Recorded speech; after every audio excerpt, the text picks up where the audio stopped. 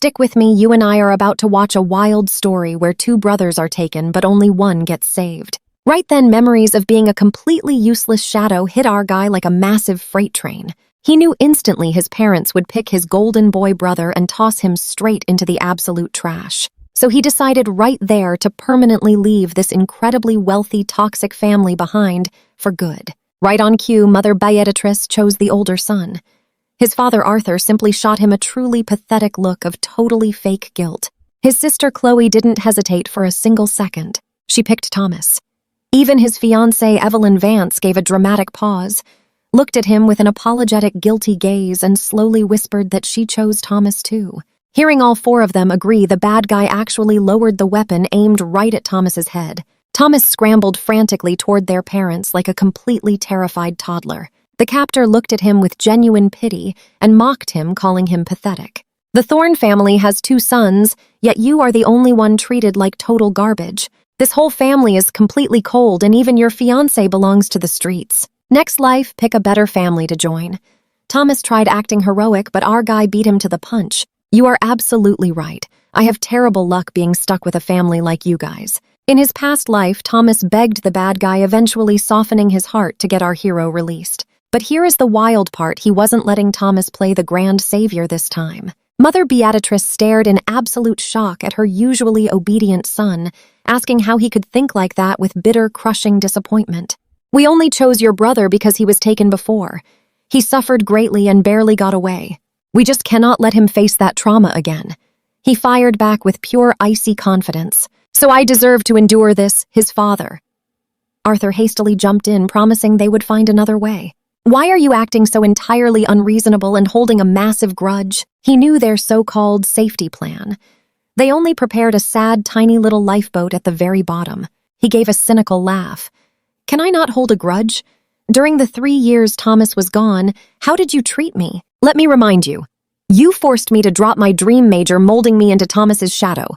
But whenever you remembered I wasn't him, you scolded me, actually saying you wished I was the one taken back then. Are those really the words parents should ever say to their own child? He finally let out everything his past self had desperately wanted to scream aloud. Since you already have your flawless son Thomas, why bother having my sister and me at all? Do your actions make you worthy parents? Beatrice wanted to argue, but he was completely done wasting breath. He shifted his icy gaze to Evelyn. So you were just another Thomas fan all along? You only used me as a convenient stunt double, right? Evelyn flinched, eyes darting away in pure guilt. Seeing Thomas watching, she just lowered her head and whispered, I am sorry. We both felt that one right, her choice proved he was just a simple replacement part. But confessing brought zero relief. Instead, her heart felt weighed down like a massive, heavy anvil. He voiced his ultimate past desire. We are done. The engagement is officially canceled. Evelyn froze, totally stunned. She knew exactly how deeply he used to love her. Thomas finally noticed the family, and Evelyn were completely focused on his brother now. A brief flicker of deep annoyance crossed him. But hearing his parents and his secret admirer both choose him made all that lingering, petty jealousy instantly evaporate. He used to be a shadow, now just a completely discarded backup. Thomas decided to show tiny mercy to his little brother, mostly to stop the villain's actual plan. If he actually fell and perished, their parents and Evelyn might feel incredibly guilty. That guilt would become a sharp thorn. Studying psychology, Thomas somewhat guessed the villain's mindset. Knowing the guy valued family, he figured playing that card might work perfectly. He prepared to urge the captor to calm down. Trust me, before Thomas could finish his saintly speech, our boy completely cut him off. He suddenly stomped down hard right onto the captor's foot, howling in sheer pain. Instinct took over, dropping the weapon instantly. Seizing the golden opportunity, I quickly spun around. All right, buckle up. I sprinted toward the cliff and yeeted myself right off. Thomas wasn't winning today, and I was absolutely done with the toxic Thorne family. By taking this epic swan dive, I planned to cut ties with them forever, hitting the ocean. I quickly wiggled out of those annoying ropes binding my hands. Instead of surfacing, I sparked up my spiritual power, completely dodging the lame lifeboat the Thorne family sent out, and swam furiously in the exact opposite direction. About half an hour later, a fancy yacht popped into view. That definitely was not a Thorne family vessel. I dropped my guard and swam closer. Getting close, I spotted a breathtakingly gorgeous girl radiating a total Ice Queen aura, just casually fishing. I fired up my spiritual sense, scanned the whole yacht, and figured out there were only her and 2 other people hanging out on deck. I was just about to pop my head up and ask for a quick ride. But right then, a shady person standing behind her suddenly made a move. He shoved her hard, sending her plunging straight into the ocean. It was super obvious she couldn't swim. She thrashed wildly before slowly losing her strength. The other person on board panicked and tried jumping in to save her, but the pusher blocked him. A massive brawl erupted on the deck. Watch closely here. I did not expect a live takedown plot. Suddenly, a wildly familiar spiritual surge erupted from the sinking girl. Instantly, it hit me. That was the exact spiritual mark I left on my absolute true love in my past life. My eyes lit up and I swam frantically to catch the sinking girl. I gave her oxygen mouth to mouth while simultaneously channeling my spiritual power to wake her up. Up on the deck, the attacker got knocked straight into the ocean by the other guy. The remaining person on deck quickly threw a rope down. I grabbed it firmly and hoisted both of us back onto the yacht. After taking her meds, the stunning Serena Sterling finally felt her chest pain and suffocation fade. Pale as a ghost, she looked up and whispered, "Thank you. You look vaguely familiar, actually." Seeing those rescue pills in her delicate hand, my heart completely melted. Pulling from my past life memories, I knew exactly who this legendary girl was. Serena Sterling. She looked totally shocked. "You know me," I smiled brightly. "You're our university's famous campus goddess. I've definitely seen you around. I'm your junior. My name is Liam Thorne." Even though her soul carried my mark, she lacked all memories of our past life. Serena gave a faint, sweet smile. "I'm pretty used to it. Thanks again for saving me." I waved it off playfully. Nothing serious, just a minor side quest. Then she asked, "Why were you out there?" I gave her the quick rundown. "My brother and I got kidnapped and dragged to a cliff. Can you believe this? My family chose to save my brother over me. Fueled by sheer anger and total heartbreak, I jumped into the ocean to sever ties with them forever." Wrapping up my tragic backstory, I asked playfully, "So can I hitch a ride on your yacht?" Serena smiled super gently. "Of course you can." Then, showing off her unexpectedly sweet side, she added, "There are fresh bathrobes aboard. If you don't mind, you can grab a quick shower and ditch those soaking wet clothes." The other person on board stared at Serena like she had just seen an actual ghost. The famously icy Miss Sterling, who normally kept a 10-foot distance from any guy, was suddenly showing off this unprecedented level of sweet thoughtfulness. Fresh from the shower, I stepped out in a robe. Serena handed me warm water. "Your clothes have been washed and fully dried." I took the glass, chugged it down, and grabbed my fresh clothes. "Thanks," Serena smiled warmly. "You saved me. Doing this tiny favor is absolutely no trouble." I borrowed her phone and quickly dialed a familiar number. Once connected, I spoke fast. "Sis, are you free to talk?" "Chloe." Thorny sounded incredibly stressed, panting as she asked, "You're not with them, right? Are you completely okay?" She was currently commanding a crew on a lifeboat frantically searching the nearby ocean waters. I replied calmly, "I am totally fine." I untied myself underwater, swam away, and thankfully someone amazing rescued me. Chloe let out a massive sigh of pure relief. "Thank goodness you're okay. I'm coming to pick you up." I declined immediately. "No need. Keep pretending to search frantically for me. I knew Chloe would be worried sick, hence the call to give her some peace of mind." Chloe was super sharp. She instantly caught my drift. "You want to play the missing person game?" I chuckled. "If Thomas gets to play it, why can't I?" "Oh, by the way, I spotted someone recording a video from far away on that cliff. That was totally your guy, right?" In my past life, Chloe ordered her personal bodyguards to secretly record everything. But since Thomas manipulated the kidnapper into letting me go acting like an absolute hero, she never actually dropped that wild footage online. Later on, Serena's evil half-sister Harper Sterling stole that video, maliciously edited it, and posted it. And honestly, the fake video showed my family abandoning me while Thomas stood there looking completely majestic. You and I both know that's insane. Let's watch his fake misery completely flip. High society always hyped up Thomas, completely branding our main character as a total loser who absolutely did not belong. But this time around, the entire outcome completely changed. Now it was finally our turn to absolutely weaponize that hidden video. Seeing him safe, Chloe finally relaxed, laughing and praising her brother. "My little brother is an absolute genius." Fearing they might play dirty, I made the bodyguard record everything for hard evidence. Her expression then turned completely serious. "That cliff promise." "Did you mean it?" he answered back. "Of course I really meant it." That is exactly why I asked if that cameraman belonged to you. Thomas returned, so let him have his shiny toys. Did those people honestly believe I was obsessing over the Thorne family empire? I am totally disappointed. Having a toxic family and parents like that. Good riddance. Chloe stayed totally quiet, then finally spoke, sounding highly satisfied. You finally woke up.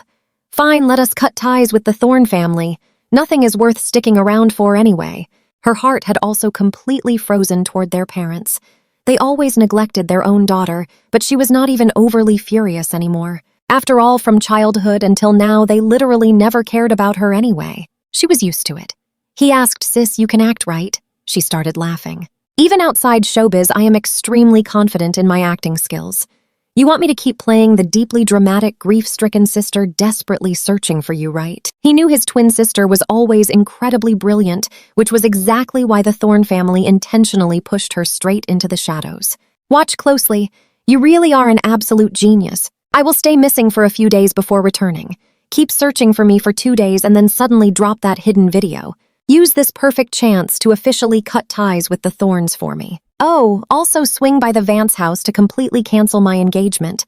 And spread the word everywhere that Evelyn, that total trash tier girl, just got officially dumped by me. The Thornes and Vances care about their reputation above everything, but I literally do not care.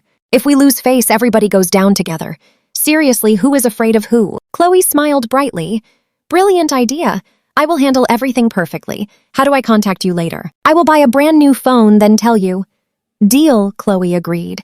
Right then, he and Serena finally got off the yacht.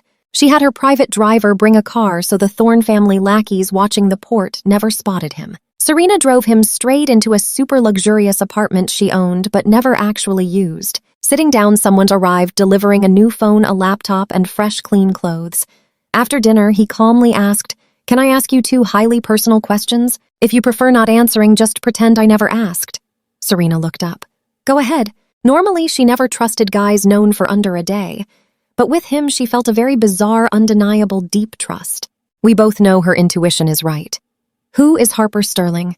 She just looked slightly shocked. My dad's illegitimate daughter. Why ask? He replied.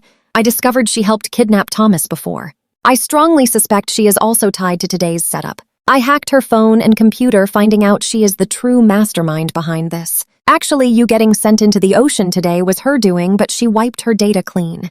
Even telecom companies cannot trace it. Serena was not totally shocked.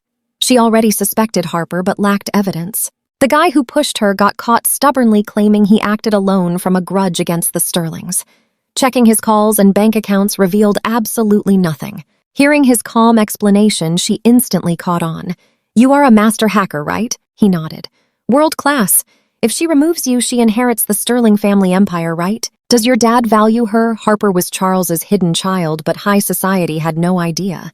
In his past life, Charles brought her home only after Serena and her mother were gone. She quickly claimed the Sterling empire by marrying Thomas. Because Serena's mother was severely ill and hospitalized, he had conveniently looked up her parents' background info. They were a famously deeply loving couple among elite circles. Her mother had a powerful background acting as a strong, independent businesswoman who never relied on Charles. She was never blinded by love. Knowing Harper existed, why not divorce him instead of faking a happy marriage? Serena looked highly thoughtful. The Sterling family has extremely few heirs, just me and Harper. Trust me, this gets wild. Back in college, her mom got his dad drunk at a party, got pregnant, and secretly gave birth. Let us jump into this wild family mystery together. It all started when that woman suddenly showed up with Harper out of nowhere. My dad had absolutely zero contact with her after that single sneaky trap. Naturally, he refused to even acknowledge Harper. Her mother secretly obsessed over my dad for years. Her so-called love was completely twisted and totally irrational. Seeing my dad totally reject them the exact day I was born, she abandoned Harper at the hospital and ended it all. Even though Harper came from a trap, her mom was gone forever. If my dad abandoned her, she wouldn't make it. He did not want an innocent kid to perish, so he sent her abroad with hired caretakers. He funded a really great life for her over the years, but rarely ever visited. I met her once when we were kids. Even though she hid it well, I still felt her intense jealousy and anger toward our happy family of 3. That is why she was my absolute first suspect when I hit the water. She paused to think. If I perished and my mom had a suspicious accident, my dad would probably bring her back just so the staring family could finally have an heir of their own. Then she would effortlessly inherit both our family and my company. Watch closely. Her story made all the puzzle pieces click. I asked, "Do you want the evidence?" "I will send it over." Serena nodded. Yes, I only had suspicions before, but my hands were totally tied without solid proof. Now that everything is clear, I will not let her eliminate me. I added, do not finish her off too fast. Let her slowly taste the bitter feeling of total, utter defeat. If it ends too quickly, the me from my past life definitely wouldn't be satisfied. Serena smiled cheerfully. Understood. She originally planned to handle it super fast, but hearing my epic suggestion, she totally agreed instead. She quickly reminded me the Thorn family is still searching the sea for you. Do not go outside for the next 2 days. I will bring food and we can eat together every day. I smiled and nodded.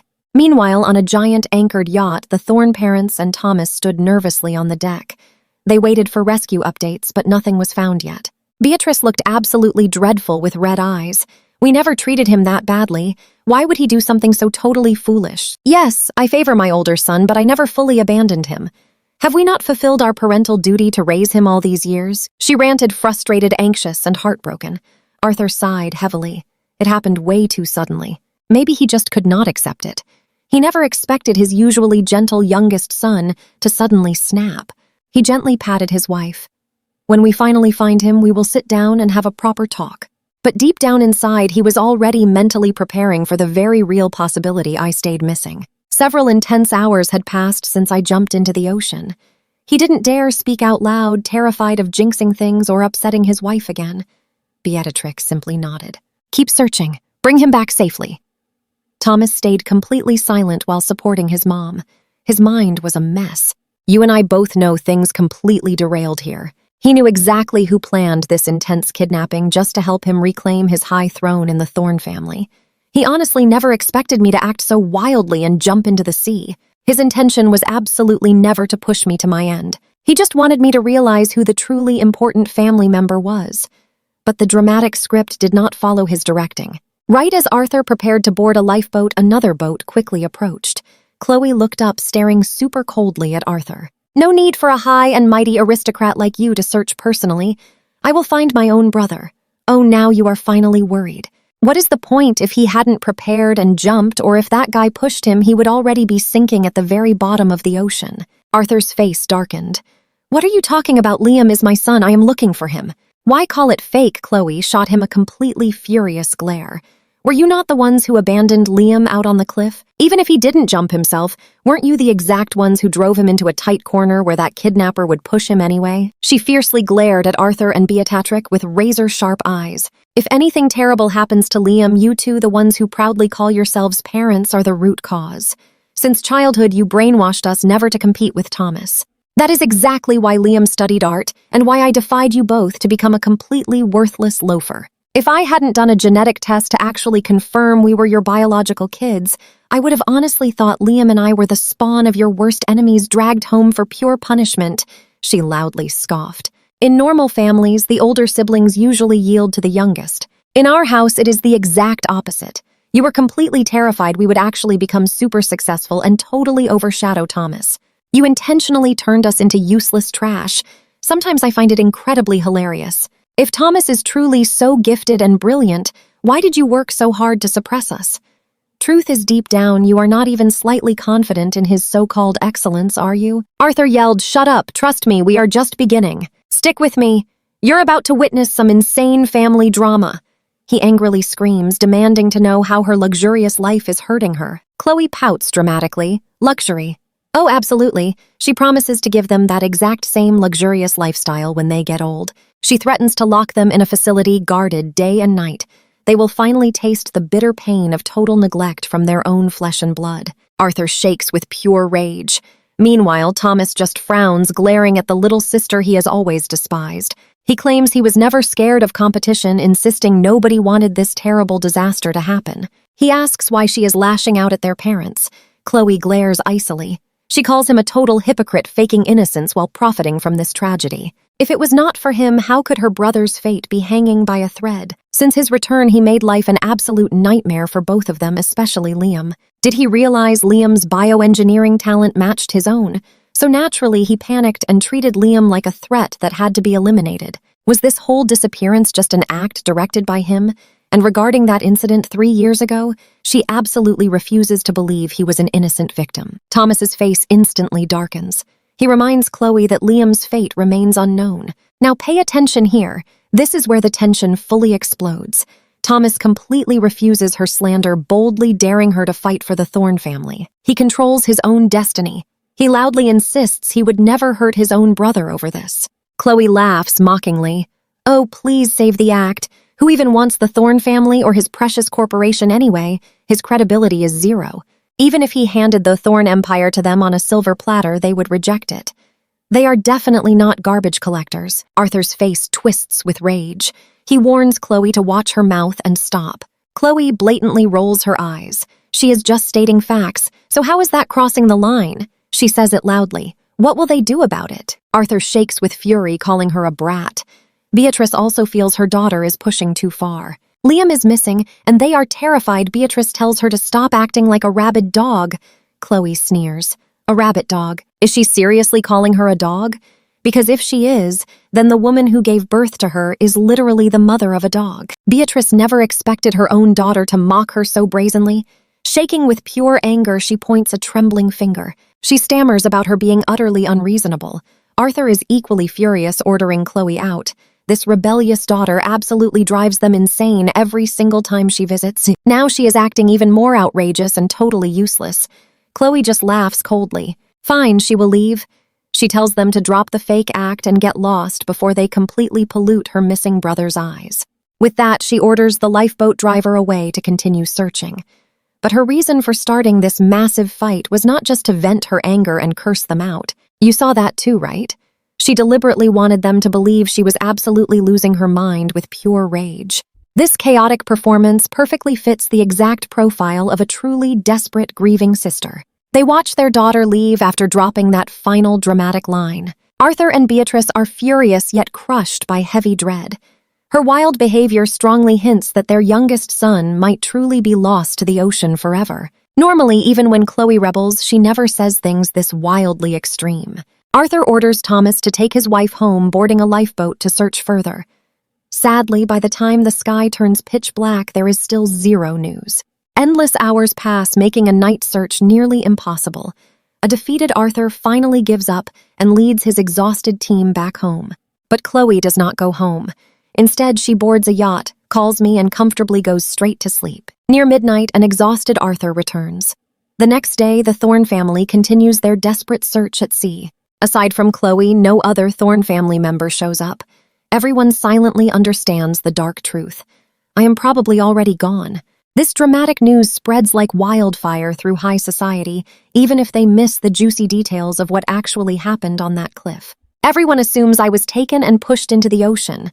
Crazy whispers echo everywhere. What is up with the Thorne family? The older son just escapes captivity, and now the younger son gets taken and completely shoved into the deep sea. His status remains totally unknown, but after this long, there is no way he survived. Chloe continuously searches the sea for 2 solid days. Deliberately neglecting her appearance, she wears the same clothes, looking completely haggard and totally heartbroken. She intentionally exits her car a long distance from the Thorne mansion, making sure to dramatically walk through a crowded nearby residential area. The neighbors, seeing her tragic state, assume the family is preparing for a memorial and rush over to console her. Chloe furiously recounts the whole incident. These consoling neighbors are absolutely stunned, immediately relaying this juicy gossip to their close friends. Rumors travel fast. So what do you and I take from this? The elite circle got the tea, and we successfully cut those toxic family ties. Stick with me, Grandpa Thorne and Arthur were absolutely furious. They called Chloe downstairs to completely scold her, but she fiercely spoke first. Save your breath. I leaked the news intentionally. I want the whole world to know you heartless, irresponsible monsters ruined my brother forever. Her fearless attitude completely shocked them both. Grandpa Thorne's face turned dark purple with rage. Do not forget you are a Thorne too. When our family loses its face, do you think you look good? Though Grandpa felt the parents' choice at the cliff was quite extreme, he secretly sympathized with their tough decision. After all, Thomas was the superior asset, and Grandpa felt terrible about his eldest grandson being in major danger. But what is done is done. The parents made a choice without malicious intent. Furthermore, I was the one who leaped off completely voluntarily. However, Chloe was out here spreading wild rumors, making the whole family look like villains who forced their own grandson over the edge. Today alone, several people called to ask if the parents truly pushed their son away. His reputation was totally ruined, Arthur demanded in a very dark tone. Go explain to everyone right now. Say you were just speaking total nonsense out of pure grief because your brother is missing. Chloe raised an eyebrow. And if I refuse, Liam was absolutely right. The Thorne family cares about their face above everything. Wherever it hurts the most, I will stomp right on it. You treated us like pure garbage. Why should I care if you get hurt? Arthur roared furiously. Then get out of the Thorne family right now. Chloe had been waiting for that exact epic sentence. Without any hesitation and bursting with dramatic excitement, she boldly declared, Fine, I will gladly leave. Liam and I never cared about this highly toxic family anyway. You guys can just live happily ever after with each other. I am cutting ties with the Thorne family, too. After delivering her epic exit line, she marched upstairs, grabbed her pre-packed suitcase, and proudly strutted out. Grandpa Thorne, Arthur, and Beatrice were going absolutely mad with anger, but they also wanted to teach her a very harsh lesson. They wanted her to realize that without the Thorne family, she was nobody. Now watch closely because I saw Chloe's flawless performance on the hidden mansion cameras and simply had to applaud. Her dramatic acting was truly incredible. She could easily debut in showbiz. She had probably been suppressing these feelings for years, and this time she let it explode. I noticed Grandpa Thorne and Arthur completely ignored Chloe's warning and dropped their guard entirely. They were definitely going to pay a very heavy price. As I closed the camera window, my phone suddenly rang. It was Chloe. She excitedly asked Liam, I just announced I am cutting ties with the family. Should I drop the video now? I replied. Post it on your social media timeline immediately. Say you are severing ties with the heartless Thorne family and attach the video. Even though your timeline lacks elders, it is packed with the young heirs of all the major elite families. That is more than enough to spread it across the elite circle. Chloe nodded happily. I am on it. After posting, should I cancel your engagement for you too? Yes, I happily confirmed. And make sure you record a video of the cancellation to post on your timeline as proof. In my past life, she worked in showbiz, so I knew she understood exactly how to manipulate public opinion to gain the upper hand. By creating the dramatic narrative first, she forced everyone to universally agree that the Thorne family was extremely biased. You and I know they treated me like a stunt double, abandoned me, and pushed me over the edge. It was totally cruel. Once public outrage peaked, I would casually reappear playing the ultimate victim, effectively nailing the Thorne family right to the pillar of shame. If they truly cared about their face, I would make sure they lost every single shred of it in high society. If both siblings consecutively severed ties with the family, only a complete idiot would fail to realize the Thorne family was the actual problem. Thomas would never be able to exploit this drama to build his reputation or flex his competence. He would only make everyone see the Thorne family as totally inhumane. If it was not for me, why would the family push both kids to this breaking point? I cheerfully continued. Tomorrow, I will also record a video publicly cutting ties with them and canceling the engagement with Evelyn. You acted brilliantly today. Tomorrow, it is my turn to take the stage. Chloe laughed happily. I cannot wait to watch your performance. I will be your cheerleader. Chloe posted the story of how the Thorne family treated me as a shadow, abandoned me in a crisis, forced me over the edge, and kicked her out, attaching the video. Instantly, her timeline exploded. Many shocked people asked if she was seriously cutting ties since she gained nothing from it. Others totally supported her, saying she did the right thing. Today was the weekend. As lunchtime quickly approached, all the elders were home. You and I knew this was coming. The younger generation quickly relayed Chloe's dramatic exit to their families. Stick with me. You and I are watching this wild video completely blow up their family group chats. Within one short hour, absolutely everyone in high society knew my sister and I officially dropped the toxic Thorne family. After watching that footage, almost everyone completely understood my choice to walk away. Being tossed aside by your own parents and fiancé? Honestly, anyone dealing with that kind of betrayal would snap. The high society elders just sighed. Having a favorite kid is one thing, but the Thorne parents were acting absolutely unhinged. Insane favoritism. Before this, everyone just thought Thomas was some kind of brilliant but super cold ice prince. I, on the other hand, was glowing, super outgoing, super friendly, and ridiculously popular with everyone. But then, over the last 2 years, I randomly got completely icy just like Thomas. At first, people assumed I was just copying his whole vibe to steal the air spot and impress the older generation. They had absolutely no clue the Thorne family literally forced me to change myself. The wealthy ladies suddenly remembered rumors about me studying herbal medicine and massage therapy just to care for Beatrice. I wasn't faking it. I gave her massages daily and tracked down ultra-rare herbs to brew medicine, keeping her totally stable and healing. Even a literal rock would melt after 2 entire years of care. But Arthur, he threw me away instantly. Hearing them openly treat me as nothing but Thomas's shadow would shatter absolutely anyone's heart to pieces. No wonder I wanted to completely cut ties before running away from them forever. Now watch closely, because the Thorne family became a total joke and Evelyn got heavily dragged. Nobody guessed she secretly obsessed over Thomas and just used me as a handy backup plan. 2 entire years, all a complete lie. Yet in the most critical moment, she totally abandoned her fiancé. Honestly, just absolute garbage tier behavior. Before, everyone thought Evelyn was this flawless, shining star of our generation. Turns out she was actually just entirely fake. After nuking the timeline, Chloe drove straight over to the Vance mansion. Conveniently, the entire Vance family was actually home. Hazel Vance, Chloe's former best friend, saw the viral post and her expression instantly dropped. She glared at the exhausted Evelyn sitting across from her and snapped, "I never expected you to secretly love Thomas and use his brother. That is just disgusting." Evelyn, already in an awful mood, immediately fired right back. When Thomas vanished, "Weren't you chasing after Liam?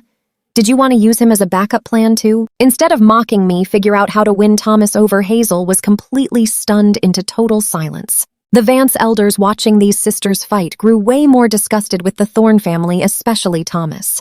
Not only did he cause his family's toxic drama, but wealthy heiresses chased him everywhere.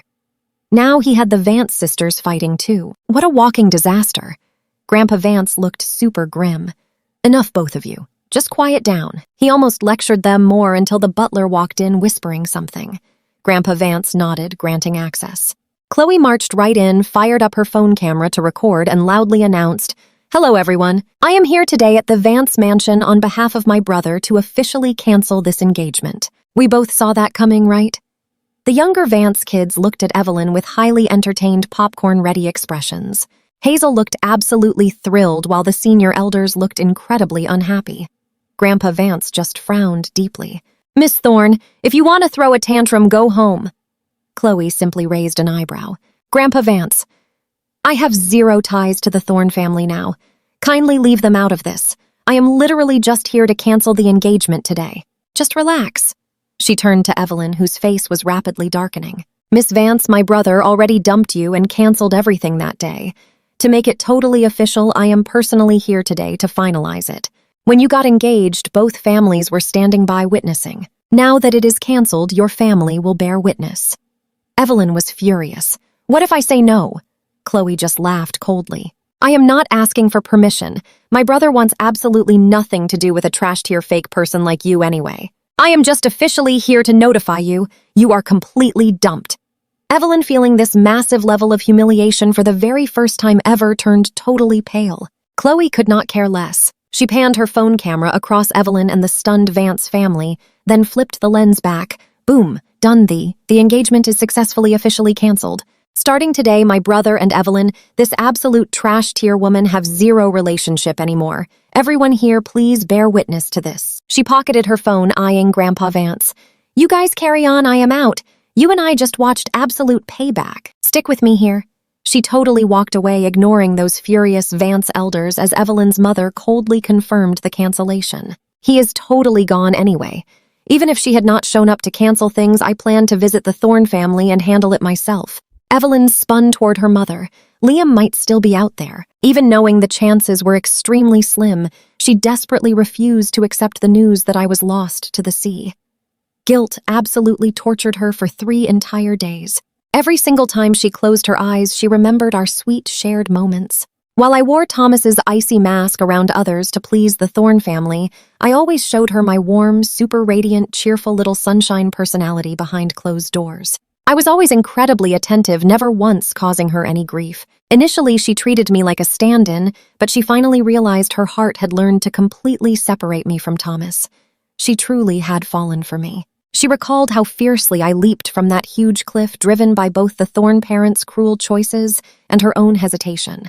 Engulfed by massive regret and heavy heartbreak, she silently swore that if I somehow survived, she would ditch the stand-in nonsense and earnestly return my true feelings forever. Watching her daughter closely, Evelyn's mother totally guessed those thoughts. She actually always preferred me since I was extremely polite and gentle, unlike the icy Thomas. But nothing could change the fact that I was likely gone, she stated coldly. Even if he survives returning here, our prestigious Vance family rejects a son-in-law like him. We originally supported your engagement simply because he was the Thorne family's shiny new heir. Now Thomas is officially back to reclaim that throne. Judging by the Thorne family's current attitude, Thomas is their golden boy. The siblings even cut ties with their family.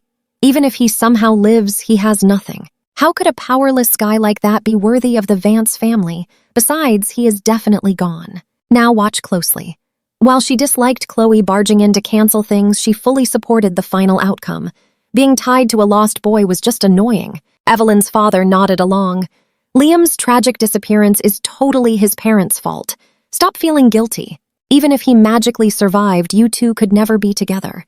Grandpa Vance basically told Evelyn your parents are right. Just go abroad and rest for a while.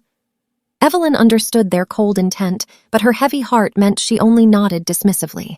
Hazel pouted over there, secretly thinking Grandpa was totally biased regarding her status as the eldest granddaughter. She suspected the coveted heir position of the Vance family would have already been handed to her younger sister. During a recent family dinner, Grandpa casually mentioned that in the future, the entire company would be led by the most capable person. You and I both know what that meant. If Evelyn outperformed her at the company, she would be completely replaced. This piled on the pressure. This afternoon, she had to go find Thomas and comfort him. As long as she successfully married Thomas, her position as heir would finally become absolutely secure. After storming out of the Vance residence, Chloe posted that cancellation video online. Everyone who actually watched it expressed major sympathy. If a family son got treated like a stand-in and abandoned during a crisis, absolutely anyone would cancel that fake engagement. A few fiercely hot-headed friends even messaged Chloe asking if she needed to hire someone to ambush Evelyn and teach her a harsh lesson. The Thorne family quickly discovered what Chloe had done. Grandpa Thorne became so furious his blood pressure wildly spiked and he nearly fainted. Upon waking up, he violently smashed his favorite clay teapot. Arthur and Beatrice were equally furious. What on earth did we do to deserve raising such a horribly vile creature? That brat actually had someone record a video that day, posting it for everyone to see.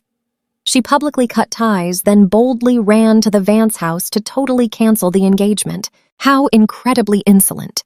Arthur slammed his hand on the table. Next time I see her, I will shatter her legs. That completely ungrateful wretch. He genuinely never expected Chloe was serious about cutting ties, let alone pulling a wild stunt like this that left them zero reaction time. Multiple people had messaged him with thinly veiled sarcasm, directly accusing him of forcing his son into the ocean and making his daughter completely disown them. How could he show his face? Now, where was the Thorne family's remaining dignity? Beatrice was absolutely fuming. She is intentionally ruining our reputation. Imagine how many people will happily mock and criticize us behind our backs after this disaster. Thomas comforted Beatrice, rubbing her back and smoothly saying, "Mom, do not be angry. Your health is more important. Chloe has always acted recklessly. No one can stop her." He was honestly furious deep down, too. With Chloe throwing this huge tantrum, what would outsiders truly think of him? That his parents abandoned his little brother and drove him over the edge just for him? This was hardly a good look for his precious reputation. Makes you think, right? Hearing his words, Beatrice grew angrier. I never should have birthed that vile thing. Good thing she got out of the Thorne family. Saves me the headache, Arthur agreed. We absolutely do not need a disappointing daughter. Stick with me here. Let her cut ties. Don't ever dream of stepping half a foot back into the Thorne household. Hearing his parents' harsh words, Thomas felt incredibly satisfied. He absolutely wanted Chloe to never return anyway. Unfortunately, I had dramatically vanished into the ocean, completely ruining the perfect little script Thomas had desired. For the past 2 days, the atmosphere inside the Thorne household felt entirely suffocating. Out of sheer habit, Beatrice unconsciously called my name to give her a massage or asked what I wanted for dinner.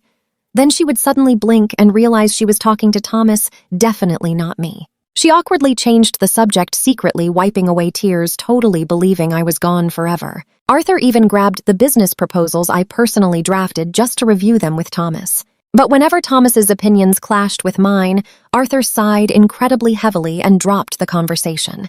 The more this happened, the angrier Thomas became. I was just a copycat. I was supposed to entirely fade into obscurity once the real original returned. How exactly did I leave such massive imprints on them? It took me totally vanishing for them to finally realize how much they truly cared about me. Honestly, the living can rarely compete with a memory. So right now, Thomas desperately needed me breathing. Chloe's huge rampage made the entire Thorne family lock themselves indoors, terrified of facing all those nasty questions and judgmental stares from outsiders.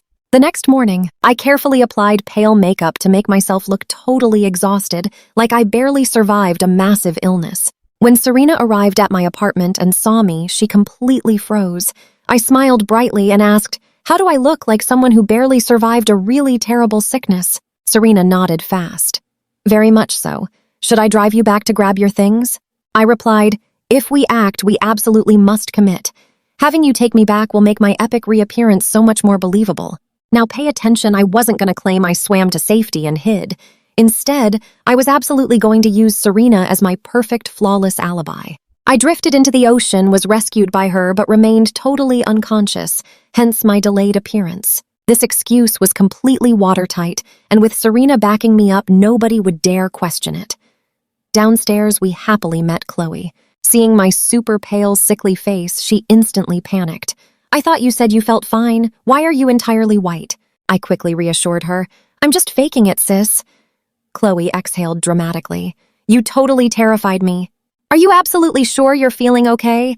I nodded back firmly. She instantly got totally hyped up. "Let's roll." I smiled, amused. "Remember to record everything. We'll both post on our timelines later." Chloe giggled happily. "You bet. On the road?" I asked. "After you caused that massive scene yesterday, did they call to scream at you?" She shook her head. "Nope, they know my fiery temper." She laughed bitterly. "This just proves they entirely abandoned me. Beatrice probably wanted me to get the heck out of that house a really long time ago." I patted her shoulder. "That's why leaving early is a blessing. The faster we leave, the sooner we're truly free." Chloe nodded in fierce agreement. Inside the Thorne family living room, Chloe walked in first. I followed quietly behind, wearing a huge, wide-brimmed hat that obscured half my face alongside Serena. Absolutely nobody immediately recognized that the mysterious person with her was me. Seeing her daughter Beatrice instantly fired a sarcastic insult. "Didn't you sever ties? You still have the nerve to come back. You saw that coming, right?" Chloe stayed immune, and I definitely wasn't surprised at all. Looking into my past life memories, Beatrice came from an ordinary background. When she started dating Arthur Grandpa Thorne's influential wife, Grandma Thorne vehemently opposed it. Before the actual wedding, Grandma Thorne frequently sought Beatrice out, insulting her as a bumpkin, totally unworthy of her son. But Arthur was madly in love with Beatrice and openly defied his mother. Only when Beatrice got pregnant with Thomas did Grandma Thorne reluctantly agree to their marriage. After their wedding, Grandma Thorne continued despising Beatrice, constantly mocking her and showing absolutely zero respect in public, making it completely impossible for Beatrice to ever integrate into high society. Beatrice despised her cruel mother-in-law with an intense passion. But since Grandma held the family power, she forcefully swallowed her pride until Thomas was born. Grandma Thorne suddenly collapsed and passed away the very next day. The massive mountain crushing Beatrice vanished overnight. She gradually solidified her position and smoothly integrated into elite circles. Because of this, she loved Thomas incredibly intensely. But poor Chloe, as a young child, ended up looking exactly like Grandma Thorne. So Beatrice completely loathed her. She dumped all the hatred for her mother-in-law onto her daughter, even constantly bad-mouthing her to Arthur. Makes you think, right? She deliberately turned rightful heir Chloe into a useless loafer while pouring absolutely every single resource into aggressively grooming Thomas. "Come along with me." She even got Grandpa Thorne to do the same. With his main character energy, Thomas excelled instantly, making Grandpa favor him heavily. I always thought Beatrice's petty little revenge was totally ridiculous. Sabotaging your own daughter's life just because she resembles your mother-in-law.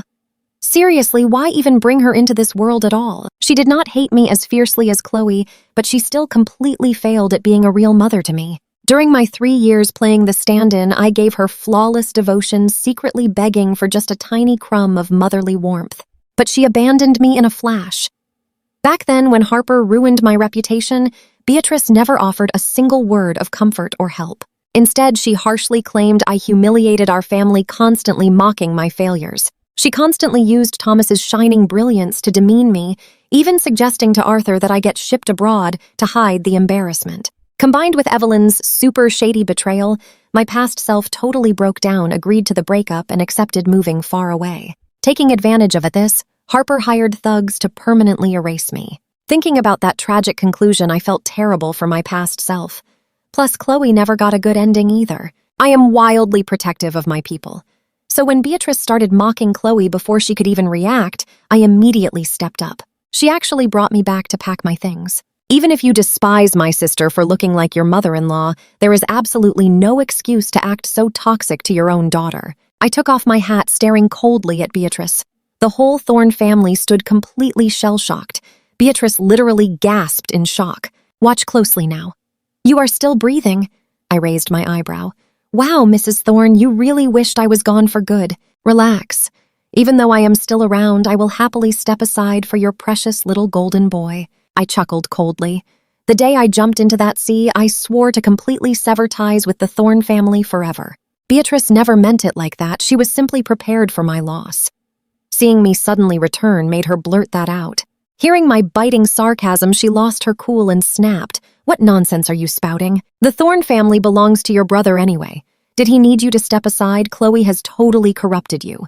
How dare you speak to your elders like this? She yelled furiously.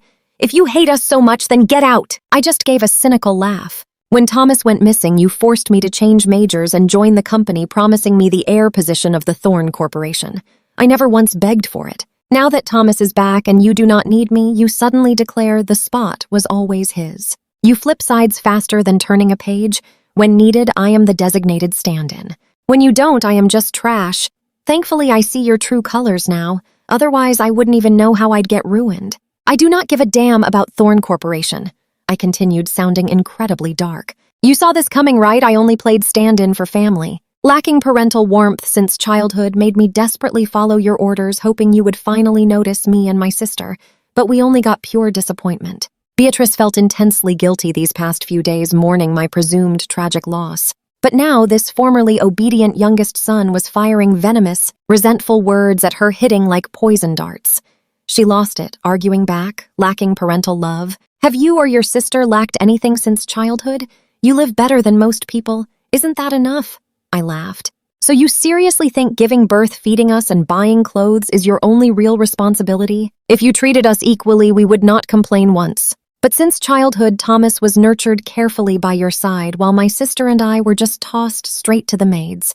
Whenever Thomas had a school conference, one of you always went. But for us, you just lazily sent an assistant every single time. You wanted Thomas to inherit everything, deliberately turning us into useless trash. You made Chloe a loafer and totally suppressed my potential. Is this how parents should act? Honestly, only an evil stepmother pulls stunts like this. But you are our biological mother. Seriously, if my sister hadn't run a DNA test, I would strongly suspect we weren't yours. I paused. You raised us. Isn't that literally the bare minimum? The law says parents must raise kids to adulthood. Skipping that means breaking the law. You and I both know the prestigious Thorne family hates scandals, I continued. Even though we are cutting ties when you reach that age, we will provide the absolute best nursing home for you. Guaranteed. I guarantee it won't be any less than what you provided for us. We can definitely even write this into the severance agreement. Let's dive right into this madness. My parents' faces flashed green and white. Trapped between fury and pure embarrassment, they couldn't respond because every word I dropped was a factual nuke. They truly never cared for us, and honestly, they always completely ignored our school events. Beatrice never expected that plunging into the freezing ocean would make me 10 times sharper and way more ruthless than Chloe. Arthur was totally stunned seeing his normally obedient kid suddenly turn so razor-sharp. But he didn't suspect anything weird since I threw a massive explosive fit the very day I jumped. He simply assumed they had completely shattered my heart. He pleaded, "We didn't do it on purpose that day. I know you're upset, but is severing ties and forcing a contract really necessary? Aren't you taking this whole thing a bit too far?" I nodded firmly. "Absolutely necessary. I completely refuse to let you guys exploit me ever again. What if I actually achieve something massive in my career later and you just let Thomas steal all the hard-earned credit? Wouldn't I just be trapped in your shadow forever?" In my past life, that exact miserable scenario played out. My face turned totally grim and I let out a helpless fake sigh. My sister and I just want to truly live for ourselves from now on. Watch closely hearing this. Arthur, Beatrice, and Thomas's faces completely shifted while Thomas coldly glared. "Liam, I wouldn't ever stoop that low. I obviously have way more pure talent and actual capability in this entire industry than you. Don't use your crazy delusions to insult me." I just looked at him and smirked. "Oh, so you wouldn't stoop low? I genuinely hope you keep that promise." Thomas just straightened up, radiating pure arrogance. "Of course, I have my own high pride." I laughed coldly. "Your pride is so valuable." Thomas definitely felt that hidden sting, but he totally dodged continuing the awkward topic. He sighed. "You don't need to mock Mom and Dad just because they picked me. I seriously apologize for what happened." But right before he finished his little noble speech, I just raised a hand. "I have zero interest in hearing your fake garbage. As the main winner here, you are the least qualified person to stand there and preach to my sister and me." I turned to Serena. "Are the lawyers you hired here yet?" Serena nodded. "They're at the gate. I'll let them in." I nodded, turning right back to Beatrice. "The lawyers my sister and I hired have finally arrived. Tell your butler to open the gate." Only then did Beatrice finally notice the mysterious young woman standing right beside us. She assumed it was just Chloe's friend, but looking closer, she instantly recognized Serena Sterling, the legendary heir to the Sterling family. She quickly ordered the butler to open the gate, staring at Serena while her mind raced with absolute confusion. The Thorne and Sterling families operated on completely different power tiers and practically never interacted. She hadn't ever heard of Chloe being friends with Serena. It made zero sense, I spoke up. "I fell into the freezing ocean and nearly drowned. Thankfully, Serena saved me. She was incredibly kind enough to bring me back here to sign the severance contract, grab my ID, and transfer my entire registration." The whole Thorne family was totally flabbergasted. "You love to see this, right? I survived, got rescued by Serena, and actually formed a real connection." Thomas just stared at her in total, absolute shock. He'd secretly discovered that Harper was planning to completely eliminate her, and he had even arranged some shady guys to help out. He never expected Serena to actually survive, let alone be the exact person who amazingly rescued me. Everything was completely spiraling wildly out of his control. I secretly watched Thomas catching that quick flash of pure shock and disappointment when he saw Serena. This totally confirmed my theory. Thomas absolutely knew Harper's identity. He completely knew about her vicious ambush on Serena. Seeing Serena alive genuinely disappointed him. Thomas and Harper's dark connection ran way deeper than that kidnapping 3 years ago. If Serena vanished, Harper inherits the massive Sterling empire, which would enormously benefit Thomas's plans. That's exactly why when Chloe visited the Vance family to cancel my engagement, the Thorne family didn't even object. They actually secretly supported the whole thing. They absolutely knew Thomas and Harper secretly planned to get together. Compared to the legendary Sterling family, the Vance family was completely inferior in status and wealth. That terrifying kidnapping involving Thomas and me, while Harper carried it out, it definitely had Thomas's dirty fingerprints all over it. He wasn't innocent. I hacked Harper's private phone, discovering Thomas had been constantly complaining to her recently. He whined that after 3 years of being kidnapped, his life back at the Thorne family just wasn't the same. He hinted that his little brother completely stole his parents' affection and his rightful heir status. If only he could make his brother realize he was just a stand-in, then everything would perfectly return to normal. So what happens next? Obsessed Harper took action against me. Stick with me here. I discovered some incredibly wild secrets about our golden boy Thomas. His reaction to Serena proved all my theories. Harper ruining my reputation in the previous timeline, totally backed by Thomas. That guy never ever dirtied his own hands. He destroyed rivals without even trying. He tricked Evelyn into believing I cheated because she chased him, giving him a flawless excuse to cancel their engagement. His clever mind games made Evelyn unleash all her intense anger onto me. He played the absolute main character of this universe, always keeping a flawless image while handing all the shady business to villains or the female lead. Evelyn also got a totally miserable ending. Desperate to win Thomas back, she fought Harper but got crushed by the main couple teaming up, becoming the ultimate tragic villainess. In the end, Harper fully hacked the Vance family company. She swiped their core tech, merged it with Serena's stolen pharmaceutical empire, and absolutely thrived.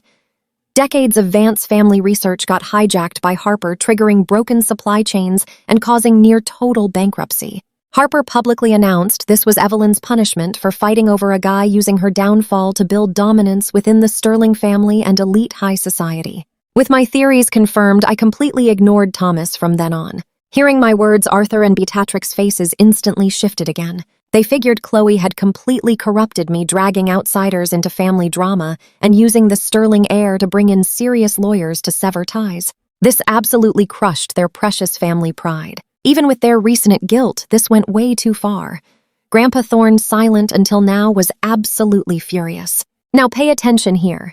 His grandkids rebelling like this would completely trash the Thorne family's pride again, leaving a horrible impression on that important Sterling heir. The Thorne family had always desperately craved a massive partnership with Sterling Pharmaceutical Company. He schemed that grabbing a connection with the Sterlings would instantly launch the Thorne family to the next elite level.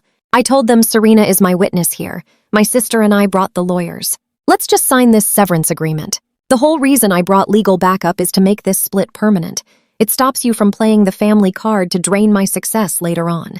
This contract guarantees that whatever happens to my sister and me has absolutely zero connection to the Thorne family.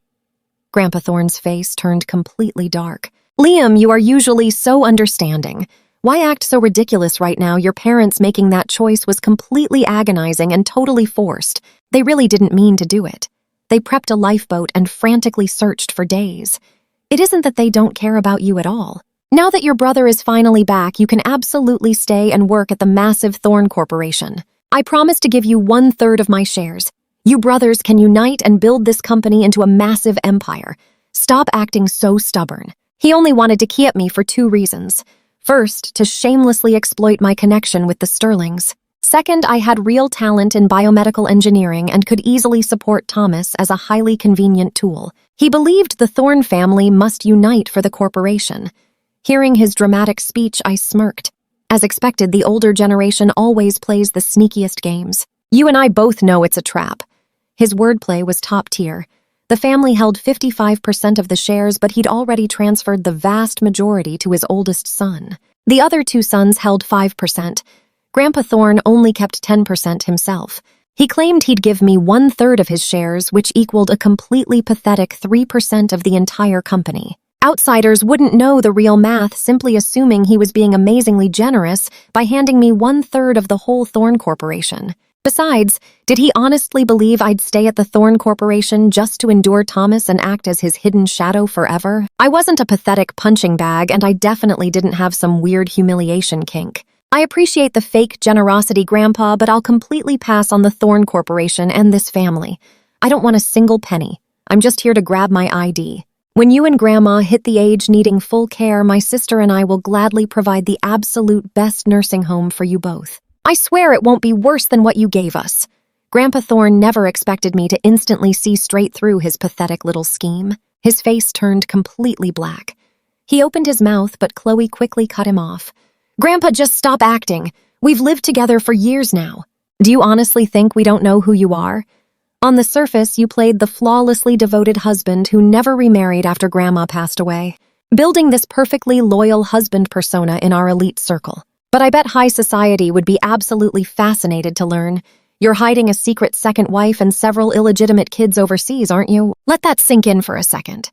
Grandpa Thorne's eyes twitched violently, while the whole family stood completely paralyzed. A secret overseas family? He instantly exploded in rage. You little brat! You've learned absolutely nothing but how to fabricate lies to slander your own elders. I've never even lived abroad. Where would I possibly get a secret second wife and illegitimate kids? You and I are about to watch an epic family takedown. I opened my photo album. What stopped your mistress and secret kids from flying back for a reunion? Every summer you leave the province to escape the heat, and every winter you travel away just to stay warm. Weren't you just going to meet them? I held up my phone so the whole family could see. The picture showed a glamorous woman in her late 30s linking arms with Grandpa Thorne on a sunny beach. Right beside them stood a young man and woman who looked exactly like him. But given their ages, they honestly looked like his grandchildren. Arthur totally lost it. He snatched the phone to look closer, quickly joined by his brothers and sisters-in-law. They swiped through over 20 pictures.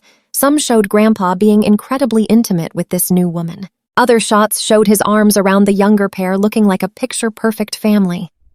Grandpa Thorne had absolutely zero idea that I secretly had these photos. He stood there frozen stiff. Chloe just laughed loudly. Grandpa, you might be old, but you definitely have serious stamina. This girl is younger than your son, yet you generously wired huge sums of cash to your mistress and secret kids to buy massive mansions and fancy estates abroad. The total value is easily several times more than that measly 3% share you tried to bribe your own biological grandson with. Grandpa Thorne grew so dizzy with rage he pointed a shaking finger at me and Chloe. You two are completely unbelievable. You want to cut ties? Fine, then cut them. Watch this chaos unfold. You think your wings are hard enough to leave the Thorne family? Let's see what you amount to. Feeling the furious glares from everyone, Grandpa's head spun.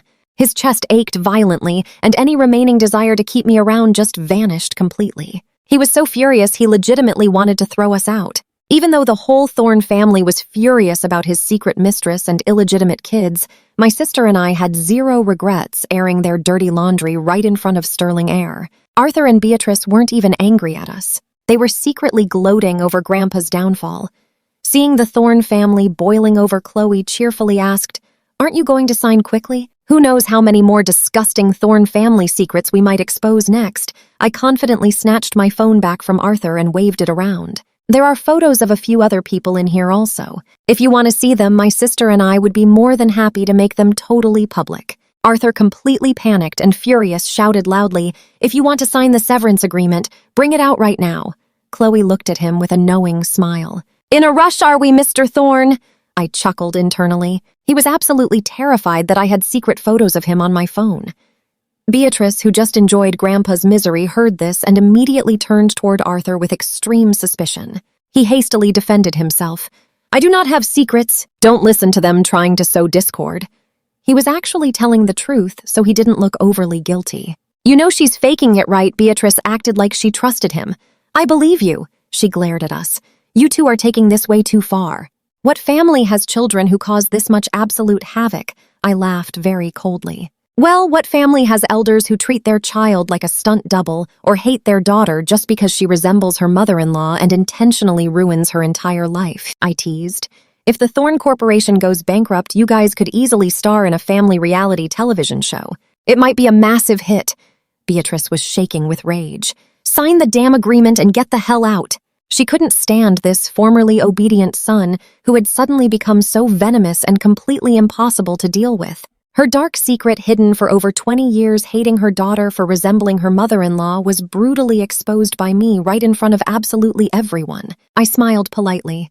"Sorry, we are civilized people. We just cannot figure out how to leave. Why don't you demonstrate for us first?" Beatrice suddenly remembered that Chloe used to call her a toad, and her face instantly drained of color. "I never should have given birth to you two," I pouted. "You say that as if my sister and I were desperately begging to be reincarnated into your toxic womb." She pointed a trembling finger at me, panting heavily. The whole Thorne family was stunned. It felt as if I had been possessed by Chloe today. My tongue was a lethal weapon, directly hitting every single weak spot. If they kept me in this house, they would probably die of high blood pressure on a daily basis. "Sign it right now," they demanded in unison. At this point, the Thorne family had zero hesitation. They just wanted to sign the papers and finally kick us out. Thomas realized I wasn't acting. I honestly wanted to cut all ties. He never expected his little brother to be this incredibly sharp. Facing someone as unhinged and liberated as me, he chose to remain completely silent to avoid catching any strays. "Stick with me here." I caught Thomas's gaze, easily guessing his thoughts. The real show was coming. Today was merely the appetizer. I hoped Thomas could handle what was coming. The Thorne family was now incredibly eager to sign. "Stick with me," We are diving into epic payback. The lawyer presented the contract and Arthur signed instantly. Beatrice saw him and just copied him, signing blindly. Then came Grandpa Thorne. As the mighty head of the family, he had to sign too. He read every single word, realizing this deal was actually a massive win for his family. We asked for zero money and even promised to cover their nursing home, finding no traps. He aggressively scribbled down his name. Boom! All 3 contracts locked in. My sister and I signed, stamping our thumbprints down. Serena stepped up as the official witness, making the entire Thorne family feel incredibly awkward and totally humiliated. Chloe neatly packed our copies away. From this exact second forward, my brother and I have absolutely zero ties to the toxic Thorne family. Total freedom, I smiled. Exactly. Finally, we're completely free. I looked back at the Thorne family. My documents are still upstairs in my room. Send a maid upstairs with me to grab them. I definitely do not want you accusing me of stealing anything later. Grandpa Thorne glared, finally realizing he had completely and utterly misjudged me. I was never some helpless little lamb. I was a fierce wolf. He quickly pointed at a nearby maid. Follow him right upstairs to get his things. Otherwise, we wouldn't be able to clear our names either. I marched into my old room, grabbed only my ID and important papers, touching absolutely nothing else. After we finally left, Grandpa Thorne grabbed his chest. Now watch this. Looking like he would literally faint from rage, he declared, "From now on, if those brats hit any trouble, absolutely nobody helps them. Those ungrateful punks actually dared to challenge my ultimate authority and dig up massive secrets I have hidden for years. They will absolutely ruin me." The rest of the family, pushed to the absolute edge of madness by my sister, and me nodded along in furious agreement. Then Grandpa Thorne stood right up. I am heading to my room to rest, but his second son blocked him. "Dad, do not be in such a huge rush to rest. You need to explain this whole secret wife and illegitimate children situation first." Arthur and his third brother immediately jumped right in. These 3 half-brothers had always secretly battled for dominance. They absolutely did not want some new illegitimate sibling stepping in to steal their slice of the pie. With zero excuses left to escape, Grandpa Thorne was forced right back down, trapped in a massive screaming match against his very own sons. Meanwhile, outside, the 3 of us hopped into the car. Chloe grabbed her phone from her bag to check it. She had intentionally used an open bag to expose the camera, setting it to secretly record everything before we even stepped foot inside the Thorne mansion. Watching the playback, she grinned, captured every single moment perfectly. When should I post this masterpiece to my timeline? She was hyped beyond belief, totally eager to see if Grandpa Thorne would literally land in the hospital from pure rage once his dirty laundry hit the elite social circles. And as for Beatrice, she cared way too much about her reputation. Having her ridiculous reason for hating her own daughter exposed would definitely cause her endless sleepless nights. Seeing Chloe so impatient, I laughed. "If you want to post it, do it right now." Chloe giggled mischievously. "Let me send you the video file. We will post it together." You and I felt that too, right? Leaving that family wasn't sad at all. Breaking free actually felt incredibly liberating and absolutely exhilarating. I got the video drafted, a quick post. Officially severed ties with the Thorne family. I am finally a free man. I attached the video and smashed post. This clip practically guaranteed I would leave an unforgettable, terrifying impression on absolutely everyone. Beyond the huge news of us leaving, everyone suddenly knew all about Grandpa Thorne's secret family. His perfect image shattered instantly. Watching the footage, eagle-eyed viewers also caught the super guilty expressions on several other Thorne family faces. Some people even dropped comments or privately messaged me begging to know what other dark secrets they hid. I just replied, "Wait and see." This made everyone lose their minds with curiosity, eagerly hyping up the next dramatic episode. This utterly unique, wild video spread like absolute wildfire across the elite circles. Everyone who needed to know and those who didn't knew exactly what happened. Over in our social circles, one of our cousins, totally exhausted by his dad and grandpa screaming their lungs out in the living room, casually scrolled through his social media feed. Seeing our fresh updates, his eyes practically popped out of his skull. Sister Chloe and Liam just dropped a crazy video on their timelines. The chaotic living room instantly plunged into dead silence. Everyone frantically scrambled for their phones. After watching it, Grandpa Thorne violently smashed his phone right onto the floor. Those little punks. I am this old and they actually exposed my deepest secrets. The photos they have are crystal clear. How am I supposed to ever show my face again? And that is where we leave it.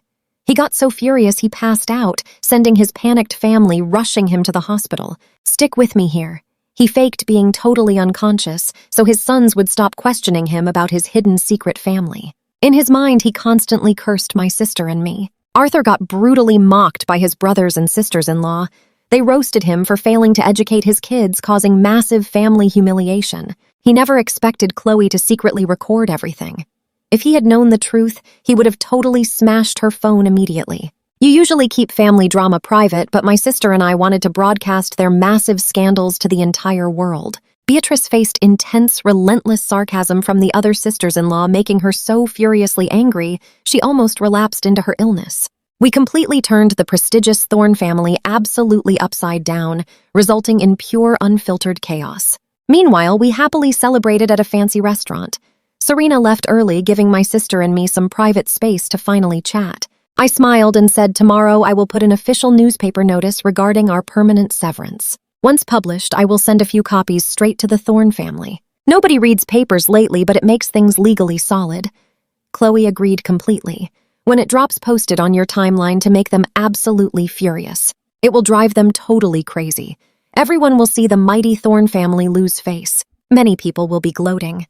She happily pinched my cheek. I never expected my little brother to act so wonderfully toxic. She noted I used to be overly obedient, valuing family ties until they fully exploited me. I truly cherished my sister, so I smiled. I am your brother. We simply cannot let ourselves get bullied. While we were talking, Chloe's phone suddenly rang. Now watch this. I spotted the caller ID and my smile vanished into pure ice. Chloe missed my shift and quickly answered. The guy on the line aggressively started interrogating Chloe. "You cut family ties without even asking my opinion. Am I even your boyfriend anymore?" Chloe was absolutely stunned. "Did I need your permission to cut ties with my own family?" The angry voice loudly roared back. "I thought you were joking. Who knew you would actually do it? Are you crazy? Did your brother instigate this whole mess?" If he had skipped that final sentence, Chloe might have calmed him down, but now she was absolutely furious. "What does my little brother have to do with this? I dragged him to cut ties. I have despised the Thorne family for a really long time. Did you not know that? Whose side are you on anyway?" The angry guy completely exploded. "Chloe, you are just absolutely unbelievable. With that kind of terrible attitude, we are completely done." He violently hung up. Chloe slammed her phone, looking horribly furious. I asked, "Was that Tristan Hayes?" She nodded sadly. "Yeah, he saw my severance post and was not happy at all." She sighed in deep frustration. What was wrong with my attitude that made him instantly hang up? "You and I know the truth." I bluntly said he just wanted a cheap excuse to hang up. Chloe looked totally confused. "I have no idea what he is thinking anymore." I gently replied he simply did not want you leaving the Thorne family. Chloe completely misunderstood. His family went bankrupt. Even if I stayed with the Thorne family, I could not magically restore his family wealth. Actually, leaving the awful Thorne family means I can officially and openly command my very own secret companies, which lets me help his poor family even more. For many years on the surface, she played the flawless role of a useless party girl. But in absolute secret, she and her friend launched 2 highly successful companies in another huge city. Her boyfriend Tristan also came from a wealthy family just 1 tier below the mighty Thornes. They were childhood sweethearts and officially dated in college. Last year, Tristan's family company went completely bankrupt. Their massive houses and assets were entirely seized to pay debts. Yet Chloe never abandoned him. Instead, she quietly used tens of millions from her secret profits to help out. Tristan could not accept his crushing bankruptcy, feeling too painfully humiliated to ever face high society again. So he begged Chloe to fully fund his studies abroad. For 2 whole years, his expensive tuition, living expenses, and the generous allowance sent to his broken family were entirely covered by Chloe. I paused, then asked Sis, since he went studying abroad, "Have you actually checked if he has been acting intimately with anyone else lately?" Chloe physically jolted. "What did he do?" I opened my phone, pulled up my private email, and brought out several photos. "Take a look for yourself." Chloe grabbed the phone and saw Tristan acting incredibly intimate with a stunningly beautiful, elegant young woman. Although they had not crossed physical boundaries in the pictures, the vibe between them was intensely and undeniably ambiguous, especially Tristan's eyes. The tender way he looked at that girl was pure, sickening infatuation. Chloe's face turned pitch black. He's cheating. Who is she? Trust me, you and I will uncover this. I never hid it. Trust me, you are going to want to hear this. That is Harper Sterling, the hidden daughter who orchestrated Thomas's kidnapping 3 years ago. She purposely went after your boyfriend, twisting his feelings until he completely fell. Right now they are just playing around. She hasn't used him against you yet. Hearing this, Chloe looked horrified. The Sterling family has a secret daughter. Did she kidnap Thomas? I thought foreign villains locked him up, forcing him to invent medical tech before his grand escape 3 years later. Everyone bought that fake story because Thomas claimed fierce mercenaries were heavily guarding his cell. The Thorne family lacked the power to strike back overseas, letting it slide. I simply nodded. That whole story was totally fake. Harper is the unrecognized daughter. She planned to get rid of Serena completely just to steal the massive Sterling empire. I actually asked Serena for permission, and she gladly let me reveal these dark Sterling family secrets to you. I broke down her past. Thomas attended the exact same overseas university as Harper, and they secretly started dating pretty much right away. Harper is an absolute genius hacker. Both in college and after Thomas returned home, she used her crazy skills to heavily boost him. She planned his whole capture the moment she found out he got engaged to Hazel Vance. Absolutely furious, she had him snatched during a foreign business trip and locked him away completely. But Thomas totally played along. For the last 3 years, they lived 8 and even traveled the world together happily. Now watch closely. That fake imprisonment was their twisted game. Harper only freed him because he promised to cancel his engagement with Hazel. Chloe sat there looking completely mind-blown.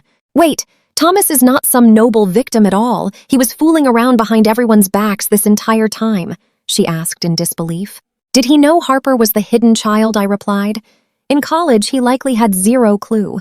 He probably just viewed Harper as a fun little distraction, hence why he flew home to get engaged to Hazel. But after getting locked up and learning her identity, plus hearing her plot to steal the Sterling family, he calculated the massive benefits, dumped Hazel, and crawled right back to Harper. I uncovered all this using my own hacking skills. Harper looks sweet outside, but she is actually incredibly obsessed and completely out of her mind. Using her crazy tech skills, she planted secret cameras everywhere inside their foreign house except the bathroom. Whenever she went out, she monitored Thomas on her phone. Every single piece of footage was stored on her laptop. She thought her firewall was unbreakable, but it was child's play to me. I cracked her PC and found all their spicy chat logs and wild videos. Seeing Thomas acting so bold and proactive on camera honestly shocked me to my core too. No wonder Harper is completely obsessed with him. I analyzed the wild situation further. Harper is deeply in love, but Thomas really is not. He likes her mostly from years of entanglement. Sure, their bond is intense, but for him, personal gain always wins. That is exactly why he picked Hazel upon returning home. The second he knew Harper could swipe the Sterling empire, he tossed Hazel aside. Hearing this, Chloe's entire worldview just completely shattered apart. You saw this, right? He didn't just cheat beforehand. He boldly kept up the affair even after proposing to Hazel. It was purely disgusting. She sighed. Does Thomas know Harper went completely out of her way to tempt my boyfriend? I replied. Probably not. Thomas loves having messy love triangles for himself, but he fiercely hates seeing Harper with other guys. Right now, Harper is only playing mind games with your boyfriend. She hasn't pushed further. Tristan is simply the one getting deeply obsessed and totally used. If you study the photos closely, Harper is purposely playing hard to get, keeping distance while your guy throws himself at her, creating that weird vibe. She only genuinely loves Thomas. With other men, she just fakes it for her own gain. She would never get physically close to them. So both Hazel and your boyfriend are simply clueless pawns. Chloe let out a bitter laugh. I really should have noticed earlier that he was completely different now. I never imagined he could change so drastically. Seeing she was not totally crushed, I finally breathed a massive sigh. In my past life memories, when Harper finally flew back home, Chloe's toxic boyfriend came right with her. Tristan constantly made things miserable for Arthur. At first, I honestly thought he wanted to avenge Chloe. It was not until my final moments that Harper revealed Tristan actually caused Chloe's severe leg injury. That is exactly why I despise that awful guy so much. Revealing this early truth helps her run far away from him and finally stop being his clueless fool. I comforted her. So what do you and I think? They won't end well? Let them act smug for now. Who even cares? Stick with me here. Maybe your guy comes crawling back later, begging you for another chance. Tristan was a totally ruthless and highly pragmatic opportunist. Chloe just sneered. If that day ever arrives, I will turn around and walk away without a single glance. She accepted breaking up since she fell out of love, but she absolutely refused to ever tolerate being completely betrayed and cheated on. I smiled. Discovering his true colors right now is actually a great thing. I playfully winked at her. If you look around, you might just find something way better waiting, like a certain underclassman who secretly harbors a massive crush on you, for example. Back in my past life, when I was forced overseas, Chloe was absolutely furious and caused a huge scene at Thornhouse, but got framed and tossed out. Days later, Tristan called her crying that he was getting totally beat down. She rushed over only to get ambushed and have her legs completely shattered by thugs. That was the exact moment she saw Tristan's true face. Right after that, Tristan callously dumped and abandoned her. She refused to beg the Thorne family for any help, but got found by a university junior who secretly loved her. He rushed her to the hospital and took amazing care of her. Even with her severe injuries, he never once abandoned her and even brought her to his own home to look after her.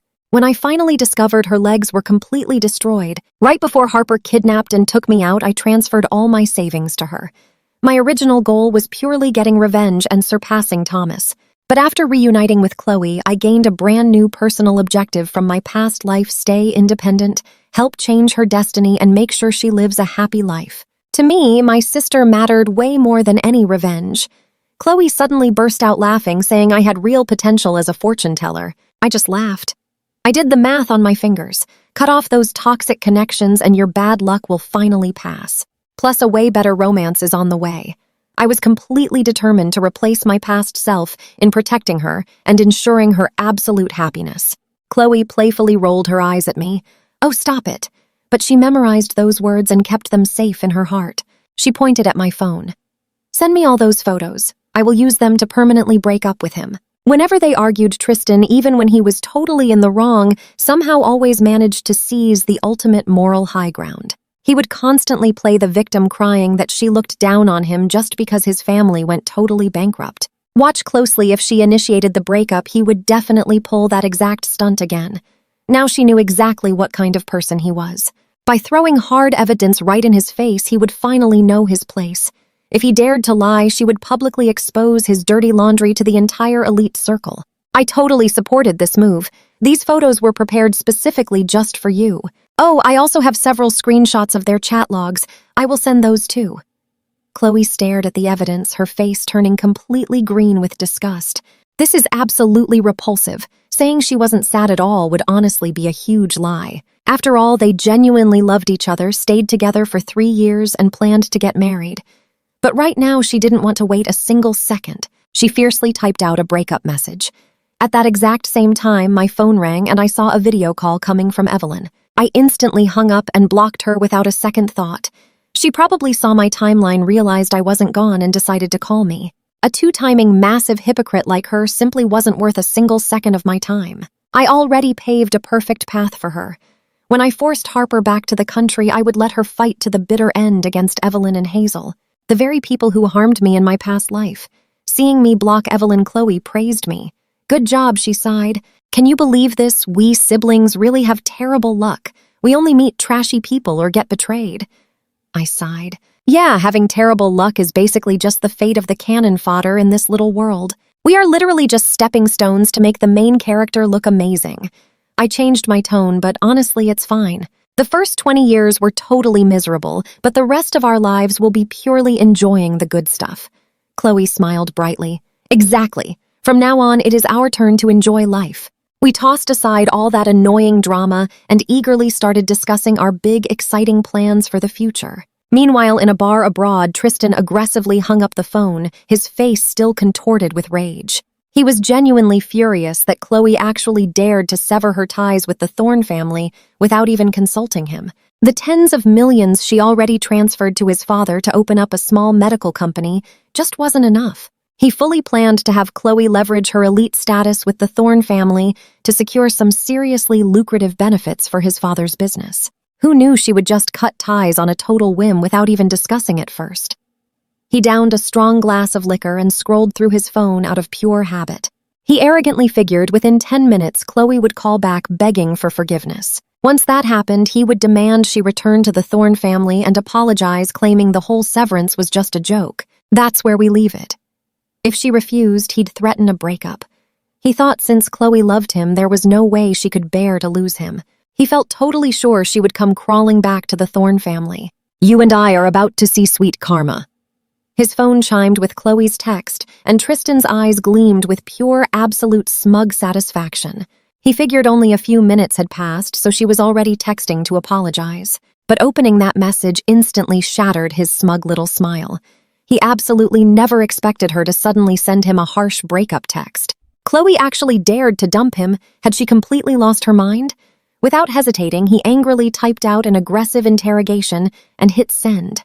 Immediately after, he received over a dozen exposing photos and screenshots. "Watch closely."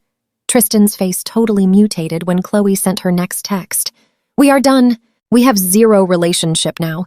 Going forward, your expensive overseas bills and the cash for your family. Make that girl you actually like pay for everything. Do not ever contact me again." Tristan's face twisted in pure, absolute horror. Out of toxic habit, he tried flipping the script, wanting to demand where she got those pictures and accuse her of stalking him. But suddenly his angry message completely failed to send. He had been fully blocked. For the first time ever, Tristan felt real panic. He called Chloe. It rang twice before being manually declined. Calling back, he quickly realized his phone number was completely blocked as well. He felt absolutely furious, but mostly just sheer total panic. He honestly did like Chloe once. We all know how this goes. He chased her first, but after 3 years, his passion totally faded. Meeting Harper changed everything. He became intensely attracted to her, completely crossing that dangerous line right into emotional cheating. Harper insisted she already had a boyfriend back home and simply could not date him. Of course, the more unattainable she seemed, the more he desperately wanted to conquer her. Harper possessed this incredibly mysterious aura that deeply intoxicated him. Still, he absolutely refused to let go of Chloe. She was his main source of funding. Getting suddenly dumped like this, he just could not accept it. He could not just sit still, but racking his frantic brain, he literally could not figure out who could have leaked his private chat logs. Ultimately, he called Harper. Meanwhile, Harper was sitting there wearing a truly terrifying, super dark expression. The floor was totally littered with shattered objects she had smashed in pure rage. Seeing Tristan call, total disgust flashed across her face. She almost hung up but forced down her annoyance and answered, "Trust me, you are going to want to see what happens next. Stick with me." Hearing him, her expression completely flipped. "Send your location. I am coming to get you." She hung up, shut her eyes, and frantically forced her racing heart to finally calm down. That morning, her furious father called, demanding to know why she tried to permanently eliminate Serena. She denied everything, but he sent undeniable proof showing she secretly manipulated Serena's own bodyguard into pushing her right into the freezing ocean. Right after, he froze. Her cards pulled his investment money from her company and flat out declared he was cutting all ties with her for good. But what made Harper furiously angry was that phone call from Thomas. "I not only survived the ocean drop, but I also completely teamed up with Chloe to sever all ties with the Thorne family. Now watch closely." Thomas got pushed backwards, his precious reputation heavily damaged. Before she could even think up a way to fix her massive revenge plan against the Sterling family or figure out handling us, Tristan called, saying their secret photos and chat logs got sent straight to Chloe, which obviously resulted in Chloe immediately dumping him. Every single carefully crafted plan was collapsing simultaneously. You feel that tension, right? A hidden enemy was clearly lurking nearby. That unknown threat was the most agonizing realization. So she quickly grabbed her car keys, driving straight to the noisy bar to meet Tristan. Finding him inside, Harper just frowned incredibly deeply. "We need to talk outside. It is too noisy inside. Someone might secretly eavesdrop." Spotting her, Tristan acted like he finally found his ultimate savior, nodding and standing up.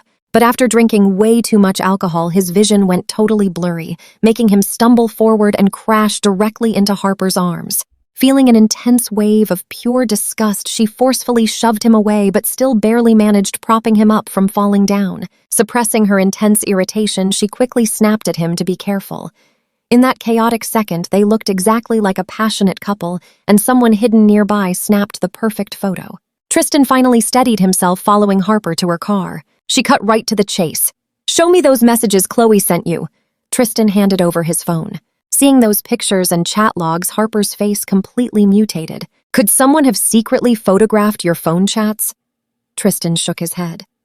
I live alone. And trust me, that makes this mystery so much crazier for us. Stick with me. My phone stays on me, never lent out. I suspect this massive leak actually came straight from your side. Let's dive right in. Elite hacker Harper was insanely paranoid with her tech. Only Thomas could ever touch her phone. She frowned hard. I think a hacker compromised us. Let me check, she muttered darkly. Tristan gulped nervously. How does it look? He knew Harper was a legendary hacker since their college days. Harper shook her head. No traces of intrusion yet. Panicking completely, Tristan blurted out, Then what do we do? All his overseas bills and the cash sent home came straight from Chloe. Dumped and blocked, how could he survive? Honestly, Harper felt just as furiously frustrated. She paused to think. I am heading back home.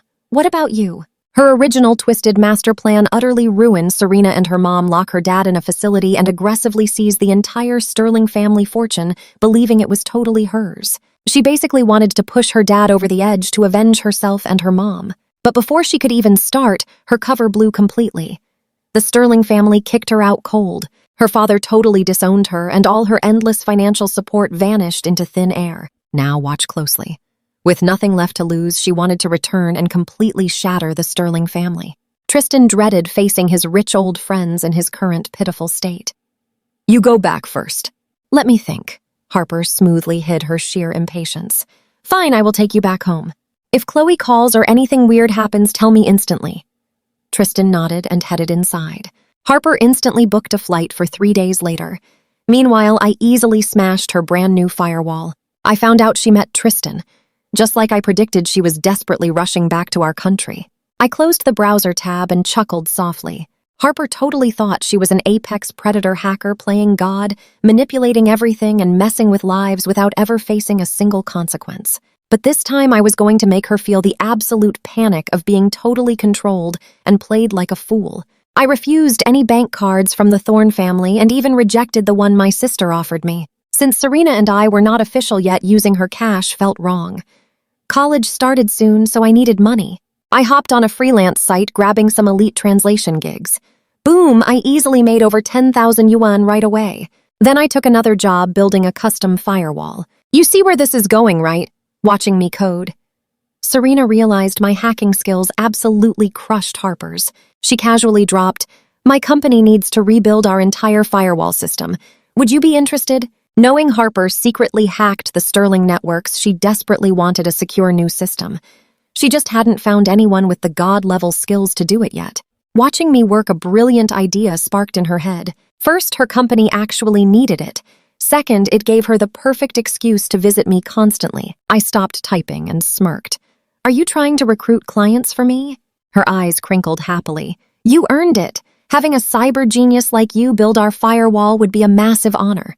I laughed. Such a sweet tongue. Deal, I accept. Serena's bright smile widened. Set your own price. I barely stopped myself from patting her head. The timing just was not right yet. You pick the pay. I really do not mind. Seeing my sincerity, Serena beamed that I wasn't treating her coldly. Suddenly, an email popped up on her screen. She gasped. Harper just booked her flight back. Do we start reeling her in? No rush, I replied calmly. Let them make their move first. Then we strike back, handing them an absolutely humiliating, crushing defeat. Serena nodded, forwarding a picture from her private investigator. It showed Tristan falling right into Harper's arms. I had already encrypted her phone, completely blinding Harper. I forwarded the pic to Chloe, then faced Serena. Grab your parents' phones and laptops. I will build epic firewalls for them too. Harper has definitely been spying on their devices for ages. I explained she only strikes when she has total surveillance and control over all 3 Sterling family members. Serena agreed immediately. She said her parents wanted to thank me for saving her. They really wanted to meet but were afraid to bother me, so she told them to wait. Hearing everything, her furious dad completely canceled his Thorne Corporation deal. Makes you smile, doesn't it? I laughed. Your parents are too polite. Let's dive in. 2 days later, I followed Serena to Sterling Corporation to build their new firewall. Only her parents knew my secret role. It was a totally necessary precaution against Harper's reckless, desperate revenge. When I met Serena's parents, I instantly noticed their amazing chemistry and genuinely authentic, deep family bond. That kind of love is totally real. They were super warm and welcoming, especially Mrs. Sterling. Even though she's a famously fierce businesswoman, she treated me just like a sweet, loving grandmother. She held my hand, talking nonstop, constantly praising how polite and gentle I was. In one single afternoon, Mrs. Sterling and I became incredibly close. After dinner, I headed home. Meanwhile, Harper secretly sneaked back into the country, totally ditching Charles Sterling and Serena's hired private investigator. He was completely thrown off her trail. While bringing me some food, Serena Sterling heavily warned me that Harper possessed absolutely insane counter-espionage skills. She said she even hired elite foreign ex-special forces, but they still somehow lost her trail. I told her Harper's counter-espionage skills really weren't on some godlike level. She just installed anti-tracking software on her phone. It easily detects any network device like phones or computers within a 1-kilometer radius. Your hired guys were definitely spotted. Hanging around her vicinity constantly just obviously screamed obvious surveillance. So she just tweaked her monitoring range and easily shook them all off. Honestly, I had to admit Harper totally lived up to being the male lead's chosen one. Her raw talent capabilities and pure mastery over network technology were undeniably impressive. Based on the secret intel I dug up, Harper learned networks at age 3, taught herself hacking, and by age 6, she was easily infiltrating regular people's phones and computers. By 7 or 8, she was breaching corporate databases guarded by heavy firewalls. Serena nervously asked if I could track down her exact location right now. She majored in biopharmaceuticals and totally lacked any serious hacking skills. Watch closely. I grabbed my phone, typed for a second, and instantly locked onto her exact coordinates. Look here.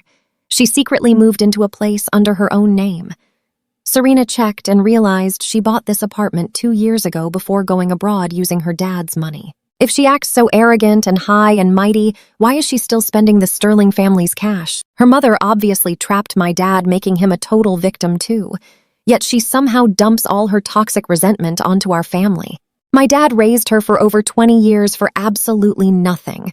I let out a cynical laugh. To an ungrateful wretch like her, your entire family completely owes her completely, regardless of who is actually right or wrong. I suddenly remembered something important. Hold on. Let me call my sister and warn her to stay on guard against Harper. Serena nodded. Harper has an incredibly vicious heart.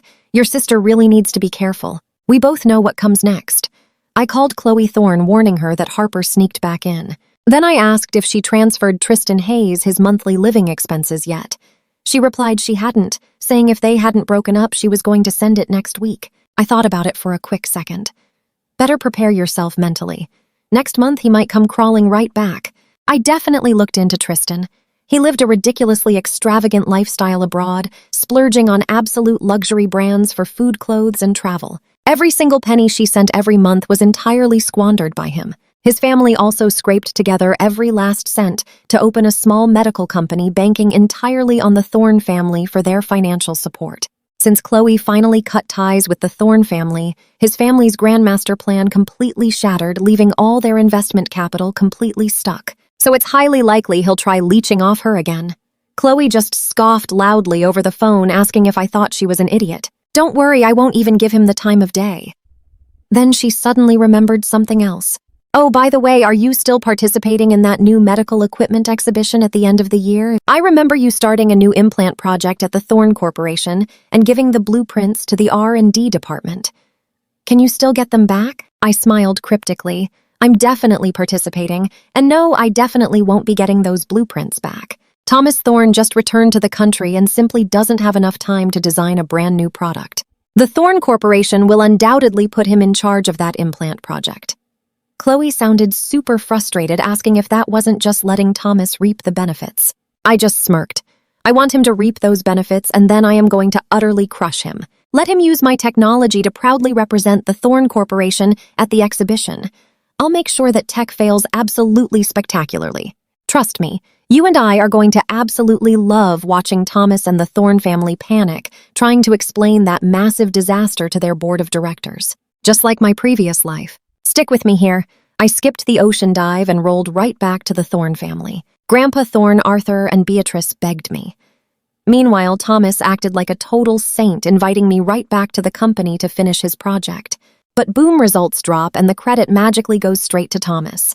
Sure, he tweaked the core design, but the real heavy lifting, totally not just his. I called them out immediately, but Grandpa Thorne and the family blocked me, calling it an executive decision. They totally gaslit me, claiming the project needed his upgrades to finish, entirely wiping out my hard work. Absolutely furious, I blew up at the Thorne house, loudly threatening to leak the actual truth. But before I could strike, Harper framed me for academic fraud. Expelled from my university, my entire reputation turned to ash.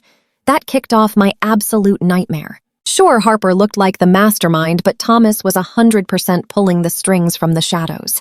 This time, he gets a taste of his own toxic medicine. Chloe's eyes practically lit up through the phone. Absolute genius. If Harper returned, she is definitely sneaking around with Thomas. She let out a wicked laugh. Now pay attention, this is where it gets fun. Leak their affair to Hazel Vance. I got her vibe and laughed.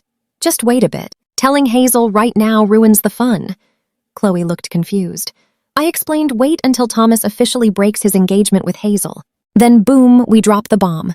Knowing Thomas's massive ego, he will never admit he cheated with Harper first. He will just claim Hazel used to chase me to safely cancel the engagement. When the elite crowd thinks Thomas dumped Hazel and she targets me, boom, that is exactly when we expose his secret long-term affair with Harper. Hazel will finally realize she has been played for an absolute fool this whole time. Plus, the entire elite circle will see Thomas played her. She will instantly know she was totally cheated on and used as a convenient scapegoat. If only Hazel knows, she just attacks Harper in secret.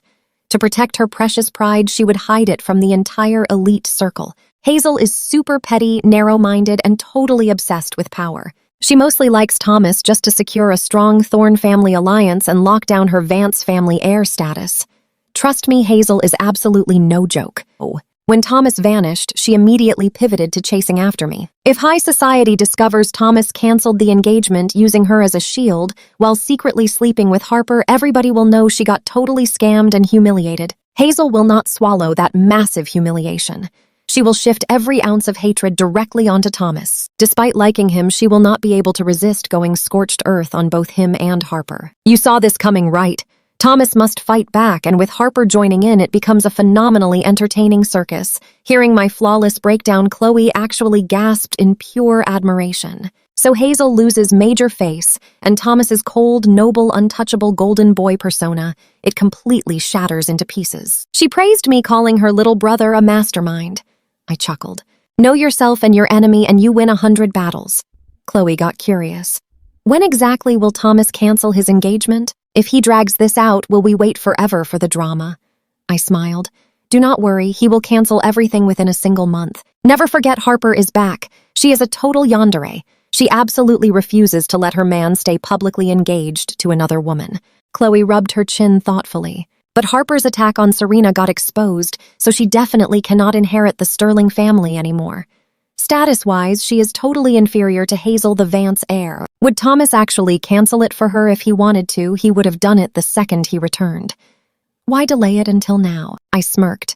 The bond between Harper and Thomas goes deeper than just romance. She holds way too many of his dirty secrets, so he will definitely cancel it. Grab some popcorn and wait. Chloe trusted my judgment completely. All right, I will happily wait for the show, she then warned. Stay careful lately. Do not rush into opening your branch in Cloud City yet. Prepare everything thoroughly first. I nodded strongly, suggesting she wait until Harper goes to full-out war with the Vance family, dragging the Thorne family directly into the crossfire. When they are too busy to care, she can safely open. Otherwise, with Harper's crazy nature and the Thorne family's ruthless tactics, they would definitely try to crush Chloe's rising company. We just left the Thorne family and were not strong enough for a direct collision. It was not worth the risk. Chloe thought for a second and fully agreed. Makes sense, I will listen. After a few more quick words, we hung up. Setting my phone down, I saw Serena meticulously picking the tiny bones out of a piece of fish. For me, carefully scraping away the exact seasoning she knew I hated and placing it on a small plate. So what do you and I make of this? Even lacking memories of our past life together, her sweet, genuine care remained just as deeply attentive. Stick with me, her soul subconsciously remembered everything I liked. Eating the fish, I smiled. Remind your parents to stay completely alert around Harper when you return. Serena nodded eagerly. I will tell my dad to ignore her. Honestly, he does not even need to send her away. For someone as crazy as Harper, ignoring her completely just drives her totally insane. A few days later, I grabbed some freelance online jobs for cash while totally absorbing tons of biomedical engineering knowledge straight from the database. Every single day, Serena brought delicious food to share. She was an absolute genius biopharmaceutical student already boasting real experience running a massive company herself. After eating, we passionately exchanged professional ideas. Today, Chloe brought sweet fruit over. While snacking, I scrolled my phone and naturally checked the secret cameras on Harper. Shockingly enough, I caught her secretly making contact with Thomas. I instantly grabbed my laptop, skillfully hacking right into the security cameras Harper put inside her house. She was incredibly controlling and just way too overconfident in herself. Now watch closely. Since trapping Thomas, she put cameras in literally every single corner of her room. I typed rapidly and a live video popped right up on screen. I maximized the window immediately. Chloe leaned in right beside me to watch. On the screen, Harper suddenly stood up to open the door. Thomas walked right in. The second that door closed, she threw herself at him, kissing him wildly before dragging him straight to the bedroom. I quickly blurred out the wild figures on screen. Honestly, if I was watching alone, I would too. Watching this intense live action with my sister felt super. I seriously didn't expect Thomas to act so wild. These two were in such a massive rush, skipping every single word before getting right down to business. She sighed loudly. Thomas really keeps surprising me. I chuckled. I seriously wonder what Hazel would think seeing Thomas acting exactly like this. From what I know about his actual fiancé, she hasn't even gone this far with him yet. I slowly closed the laptop slightly. Chloe probably wanted to ruin them both. What woman could stand seeing her fiancé getting intimately entangled with someone else, especially someone as vicious and completely petty as Hazel? Chloe laughed wickedly. Watch this closely. Make sure you save that video. When Thomas cancels the engagement, I am sending this to Hazel myself. I knew she was feeling petty and super annoyed, so I agreed. No problem at all. When the time arrives, I will send extra bonus clips. Harper actually has hundreds of identical videos secretly saved on her computer. Chloe clicked her tongue. These two really know how to play around. After waiting for about an hour, I finally opened the laptop. Moments later, the two people in the secret video finally finished up and talked. Harper hugged Thomas tightly and demanded, "When are you finally canceling your engagement with Hazel?" Thomas stayed totally silent for a moment. Not the right time yet. The Vance family is developing a massive new project highly beneficial to the Thorn Corporation. We are currently busy negotiating a huge partnership. Harper suddenly pinched Thomas's chin aggressively, forcing him to look at her eyes blazing with pure jealousy. You just cannot bear to leave Hazel, can you? Thomas, knowing she was super angry, thought for a second and told the absolute truth. The Thorn Corporation is actively collaborating with the Vance family. Canceling the engagement right now means my family will blame me. You and I saw that coming. Chloe rolled her eyes. Our brother completely passes the buck. He obviously refuses to let go of the Vance family's wealthy resources, yet he shamelessly pushes all the blame onto his family. Hearing Thomas Harper's tense expression softened. Is the Vance family's new project actually that incredibly important to you? Thomas replied smoothly. It is not for me, it is for the Thorn family. Grandpa and my parents already abandoned my siblings for my sake. I simply refuse to cause them any more annoying headaches over this project. I rolled my eyes. So fake, but trust me on this. Harper actually bought it, demanding he completely break off the engagement with Hazel.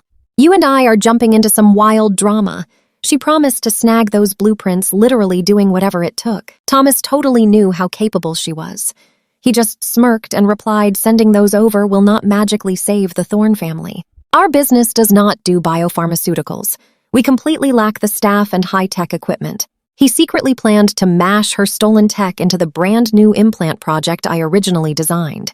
If Harper had won her past scheme to eliminate Serena and snatch up her massive pharmaceutical company, he would not even need to string the Vances along. Even though Serena's huge company was built by Charles Sterling over 20 years for heart meds, it completely dwarfed the Vance family legacy. Plus, Serena was an absolute genius in this science. She was young, yet she had already created targeted cures and super popular new medications. Sterling Pharmaceutical Company was basically crushing the Vance family. Stick with me, Thomas desperately wanted the Sterling tech. He hoped Harper would win next time.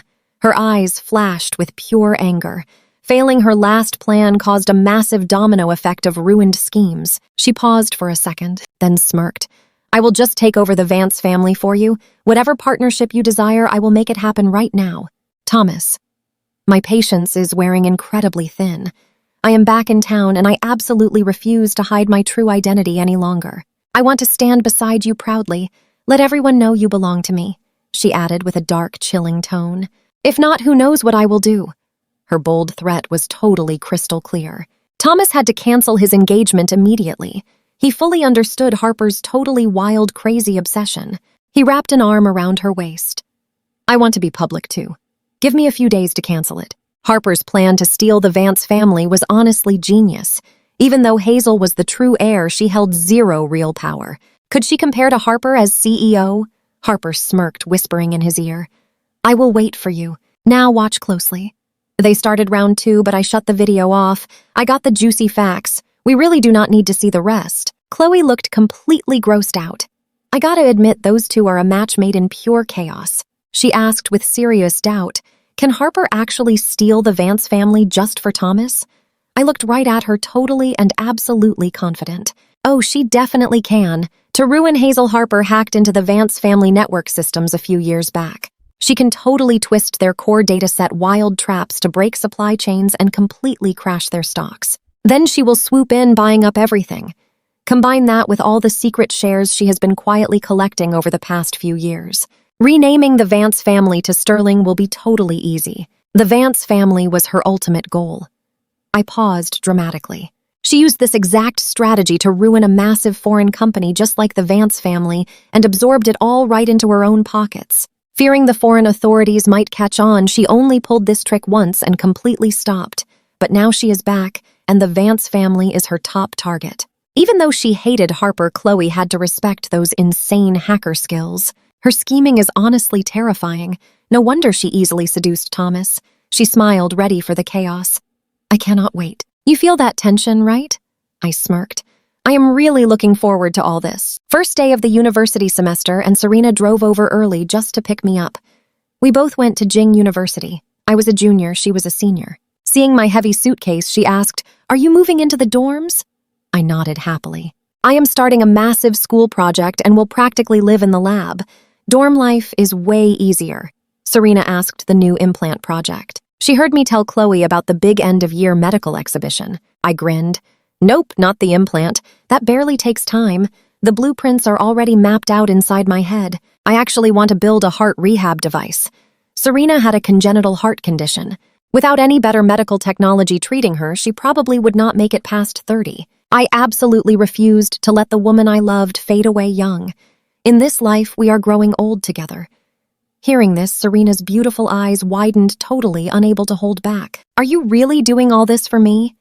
I looked right at her, nodding. Yes, I saved you from that ocean and I absolutely refuse to let you leave early. But to fully cure your heart condition, I am really going to need your help.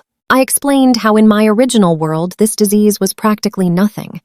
Babies born with these defects simply rested inside a medical repair pod for a few short months to heal completely. Even missing limbs never needed prosthetics. That pod stimulated pure regeneration, but our current world technology and materials just cannot build one. After some recent research, I discovered a genius way to combine a healing serum with a special device treating the issue from 2 angles. My mind literally holds all the required serum data. Plus, you are an absolute biopharmaceutical genius. You can easily research that serum. I have already drafted the device blueprints. If everything goes perfectly, we will see real results within 1 year. Serena's eyes sparked with absolute joy. Thank you, Liam. Before she never feared fading away, but now terrified. If she left this world, she could never stay by my side. Hearing her call my name so sweetly, my eyes totally lit up. This time I just could not resist. I reached over, gently patting her soft head. Do not thank me. I am doing this because I truly want to. This was the first time Serena ever got head pats from a guy, especially her huge crush. Her ears turned bright red. Whatever you need, just say it. Seeing that my smile deepened, you and I both know they are meant to be. Stick with me here. She was pure and innocent as always. I smoothly shifted our topic. Does your big pharmaceutical company have any plans to expand into medical equipment? I really did not want to build a company from scratch, but I absolutely refuse to let my brilliant inventions be bought cheap and exploited by greedy corporations. If anyone else asked, Serena would have instantly turned them down. But because it was me and she completely trusted my unique talent, she just smiled a knowing smile. I have thought about it, but my company lacks someone exactly like you, so we held off on moving. I raised an eyebrow. Are you headhunting me right now? Serena nodded without hesitating. Exactly. I wonder if the amazing Liam Thorne would honor me by becoming the research and development director at my company. If you say yes, I will immediately establish a brand new biomedical engineering research department. I noticed her hands gripping the steering wheel tightly. She was nervous, fearing I might decline her. With anyone else, I would have hesitated or flatly refused, but she was totally different. I replied smoothly, "Sure thing. Can I bring my new project into your research department?" Serena's eyes totally sparkled. Absolutely no problem. I will have everything arranged within 2 days. Just list whatever lab equipment or instruments you need and my people will prep it immediately, she added, smiling brightly. We can even start building the production lines right now. I burst out laughing. You are already thinking about production lines, afraid I might fail and you lose everything. Her planned initial investment would be absolutely astronomical. Serena laughed freely. It is fine. I can afford to lose it. Besides, I believe in you. You will definitely succeed, she added with a beaming smile. My company relies on you to carry us up. Last year, her father transferred all his company shares. She currently held absolute executive power. I loved the way she looked at me with absolute trust and reliance, exactly like our past life when I confidently guided her through that television show. I nodded warmly. I will carry you to the top. If we do this, we must surpass Thorne Corporation and become undisputed #1 in the industry. Honestly? Pay attention here. I picked this major to crush Thomas reach a summit he couldn't and completely shatter his fake pride. I wanted the Thorne family to see the true genius and deeply regret their choices. Teaming up with Serena, we were going to completely steamroll Thorne Corporation. Overwhelmed with sweet emotion, Serena hugged me. Here is to success. She quickly let go, her cheeks flushing bright red. My gaze followed her flushed face down to her white dress shirt collar buttoned all the way up to hide her collarbones perfectly. I wanted to pull it open, but the timing felt wrong. I hugged her back, inhaling her familiar, comforting scent. Here is to our success. Serena smiled gently. All right. Arriving at university, she parked and asked, if you work at the company, you do not need dorms, right? This way she could see me every single day, work together, and eat together. I comfortably replied, yeah, you are the boss. I originally planned to stay in dorms since the university had equipped labs, but with Serena generously preparing absolutely everything, I did not need to stay on campus anymore. Serena's heart leaped. She softly replied, good. We smiled, then parted ways on campus to happily report to our respective university departments. You might be wondering, is high society just lazy trust fund kids? No, there were actually plenty of incredibly sharp elites, too. Everyone heard the recent drama about the Thorne family. Today, 2 guys from that circle bumped into me. Seeing my fresh style and aura, they felt I was a totally different person. They were surprised, but it fit. I used to wear cold, unapproachable colors. Beatrice forced that style on me to mimic Thomas, and honestly, I secretly hated it. Now I dressed exactly how I wanted, radiating a vibrant, strong personality that instantly drew every eye on campus. I wanted a clear line between myself and Thomas, ensuring anyone who saw me instantly noticed the huge, dramatic difference. No more mistaken identity. Walking further, someone secretly snapped a photo of my back, texting it straight to Evelyn Vance. Want to know who this handsome guy is? Evelyn was in a terrible mood lately, completely avoiding the campus. Seeing the photo from her classmate, she frowned. Since when was this guy an idol? She replied coldly, I do not know or care. The friend laughed. Stop playing around. Cannot believe even you missed him. Liam changed so much. Initially apathetic, Evelyn widened her eyes and quickly texted back. That is where we leave it. Evelyn texted. That is Liam, her friend replied. Why lie? I almost missed him myself. Her friends totally joked, since the engagement got canceled, you really would not mind if I chased him, right? Trust me on this. Liam looks incredibly attractive now, especially after everyone watched his viral video. His new vibe is completely my type. Evelyn's face turned icy cold. She immediately texted, do not make those jokes. The girl paused. You are not honestly planning on getting back together with him, are you? Evelyn replied. Yes. The longer she could not reach me, the more she obsessed. Unfortunately for her, I had completely changed my phone number. Chloe completely refused to expose my new address. Her desperate friend was absolutely stunned by this wall of silence. You like Thomas, yet you pull this. Her own friend group secretly despised Evelyn for shamelessly using me as a fake stand-in. After the massive scandal dropped, everyone naturally assumed Evelyn would be too ashamed to face me. Turns out they totally overestimated her. She honestly believed she did absolutely nothing wrong. Her friend quickly texted, "You will not use him as a stand-in again, right? That would be seriously messed up." Evelyn glared. "I genuinely like Liam. He is absolutely no stand-in." Refusing to argue further, she angrily texted back, "Whatever, I am heading straight to campus right now." The girl scoffed out loud. Evelyn really wants to date him again after getting completely dumped. Another friend nearby quickly chimed right in. Obviously, who knew our perfect goddess acted like this? Since they were not super close, they spoke much more bluntly. Now watch closely, everyone was wondering, will Liam actually take her back?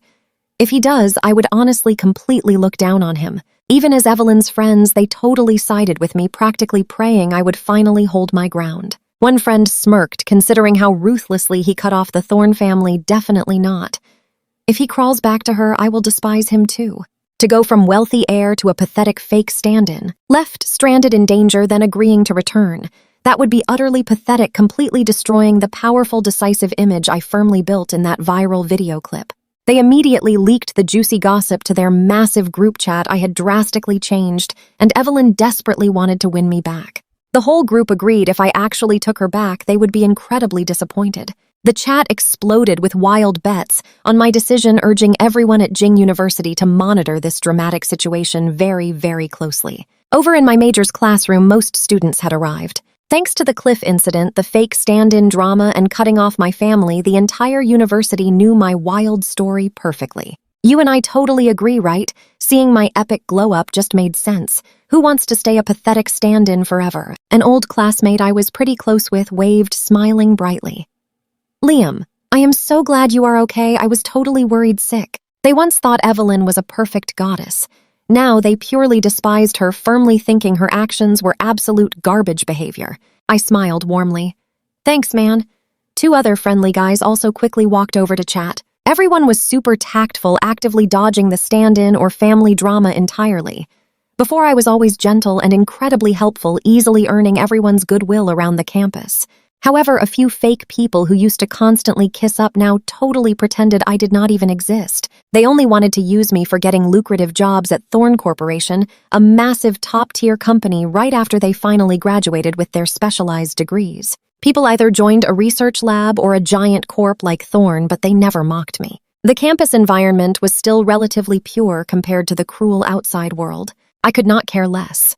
Simply ignoring those fakes from now on was completely fine. Tomorrow was the official start of classes. Grabbing our schedules and textbooks, class was finally dismissed.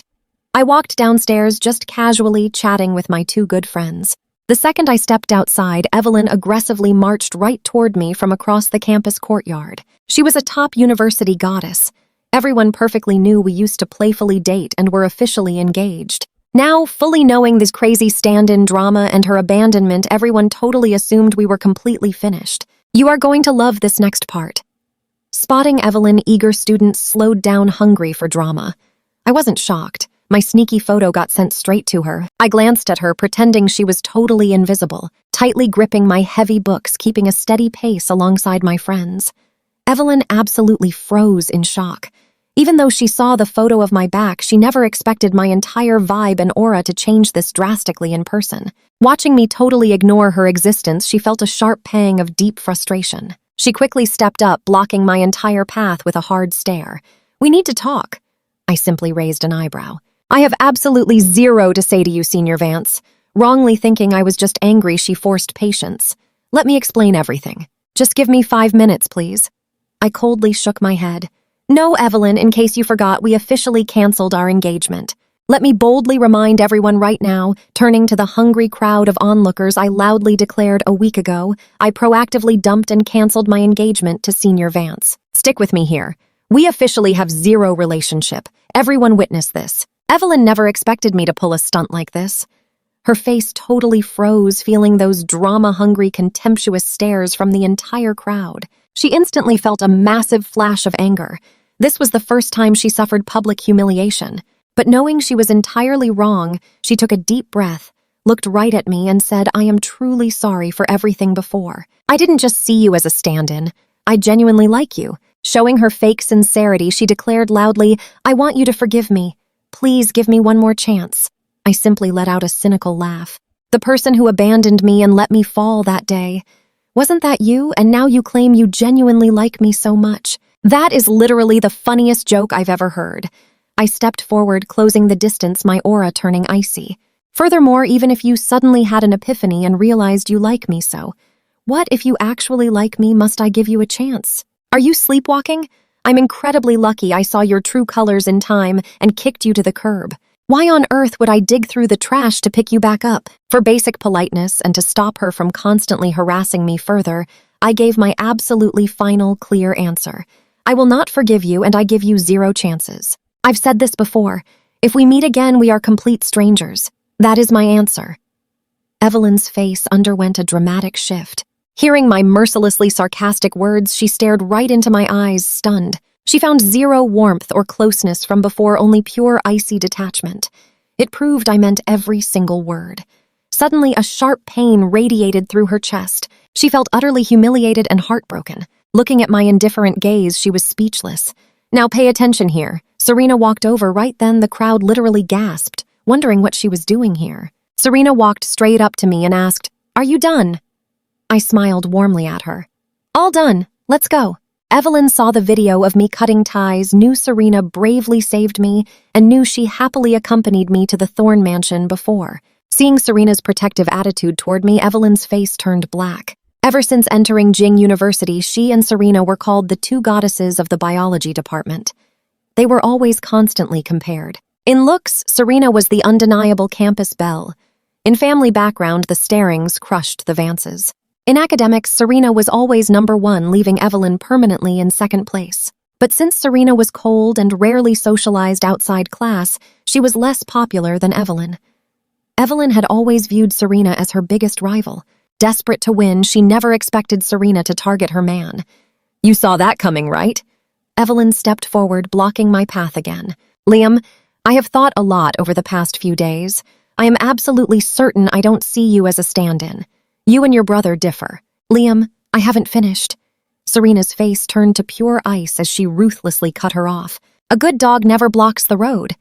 Evelyn was absolutely stunned. Despite being classmates for 3 years, they hadn't exchanged more than 20 words. Her face hardened. "Serena, this is strictly between me and Liam. It has nothing to do with you." Serena stared at her emotionlessly, her voice freezing cold. "You are supposed to be an elite student, yet you can't even tell Liam has absolutely no desire to speak to you. Can't you take a hint? I didn't want to waste another second on Evelyn, so I quickly chimed in to support Serena. Exactly my thoughts. "Evelyn, we have no relationship. Whether you genuinely liked me in the past or present, I honestly don't care. I'm not a recycling bin. I do not collect garbage. Don't ever bother me again." After saying that, I looked at Serena. "Let's go." Serena's icy expression instantly melted into a stunning, beautiful smile. "Okay." The 2 of us walked away together, leaving behind a crowd of gossiping onlookers and Evelyn, who stood there with a dark, brooding expression watching our backs retreat. Her eyes overflowed with pure, sinister resentment. Serena clearly wanted to steal her man. Unwilling to stay and endure more public humiliation, she turned and left coldly. Little did she know this entire Sherfield drama was secretly recorded by someone in the crowd and sent to friends. The viral video rapidly circulated through high society. Even people who disliked Evelyn intentionally posted it on their timelines, attaching the caption, "Well done, Liam Thorne," right to the video. Not only did Evelyn become a huge laughingstock at university, but many elders in the elite circle explicitly warned their kids never to emulate her. Making a mistake is bad, but humiliating yourself publicly afterward is just completely pathetic. Hazel Vance saw the video shared in a group chat and instantly felt a huge surge of pure, wicked delight. Pretending to be highly concerned, she showed the video to Grandpa Vance. Grandpa Vance was furious, totally disappointed in the granddaughter he placed high hopes on. "See what you and I learned? Karma always catches up. Stick with me, we're diving into some wild drama. That Thorne brat has gotten way too arrogant lately. He even left his family. If others want to tolerate his total disrespect, fine. But the Vance family, We have zero obligation to put up with it. He ordered Hazel to teach me a lesson and completely humiliate me. But Grandpa Vance knew I wasn't some easy, helpless target. Calling his granddaughter actual garbage in public. Yeah, that crossed a line. Hazel was annoyed at her grandpa's bias, but totally faked being furious. Liam went way too far. I'll personally teach him a lesson for my sister. She couldn't argue with her grandpa and definitely didn't want to fight Evelyn directly. So she decided to vent all her absolute fury right onto me. I rejected her before completely destroying her pride. But how exactly was she planning to humiliate me? She needed a foolproof plan. But before brainstorming, Thomas suddenly called her up and asked to meet. Assuming Thomas wasn't angry anymore, Hazel dressed up looking gorgeous and hit the cafe. Meanwhile, Thomas just sat there, deeply stirring his coffee. He just saw that crazy video of me and Evelyn and was absolutely shocked. He purposely chose today to meet Hazel. Why? Because the massive drama between Evelyn and me was completely dominating the entire elite circle's attention. The Vance family would totally blame me. His master plan? Pretend he cares about me to cancel the engagement, dumping all the Vance family's toxic resentment squarely on my shoulders. Harper actually thought the exact same thing. Today, Serena confronted Evelyn over me.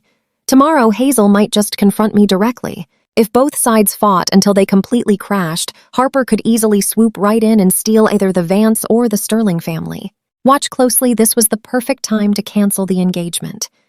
Hazel walked up. Thomas quickly snapped out of it, glancing up.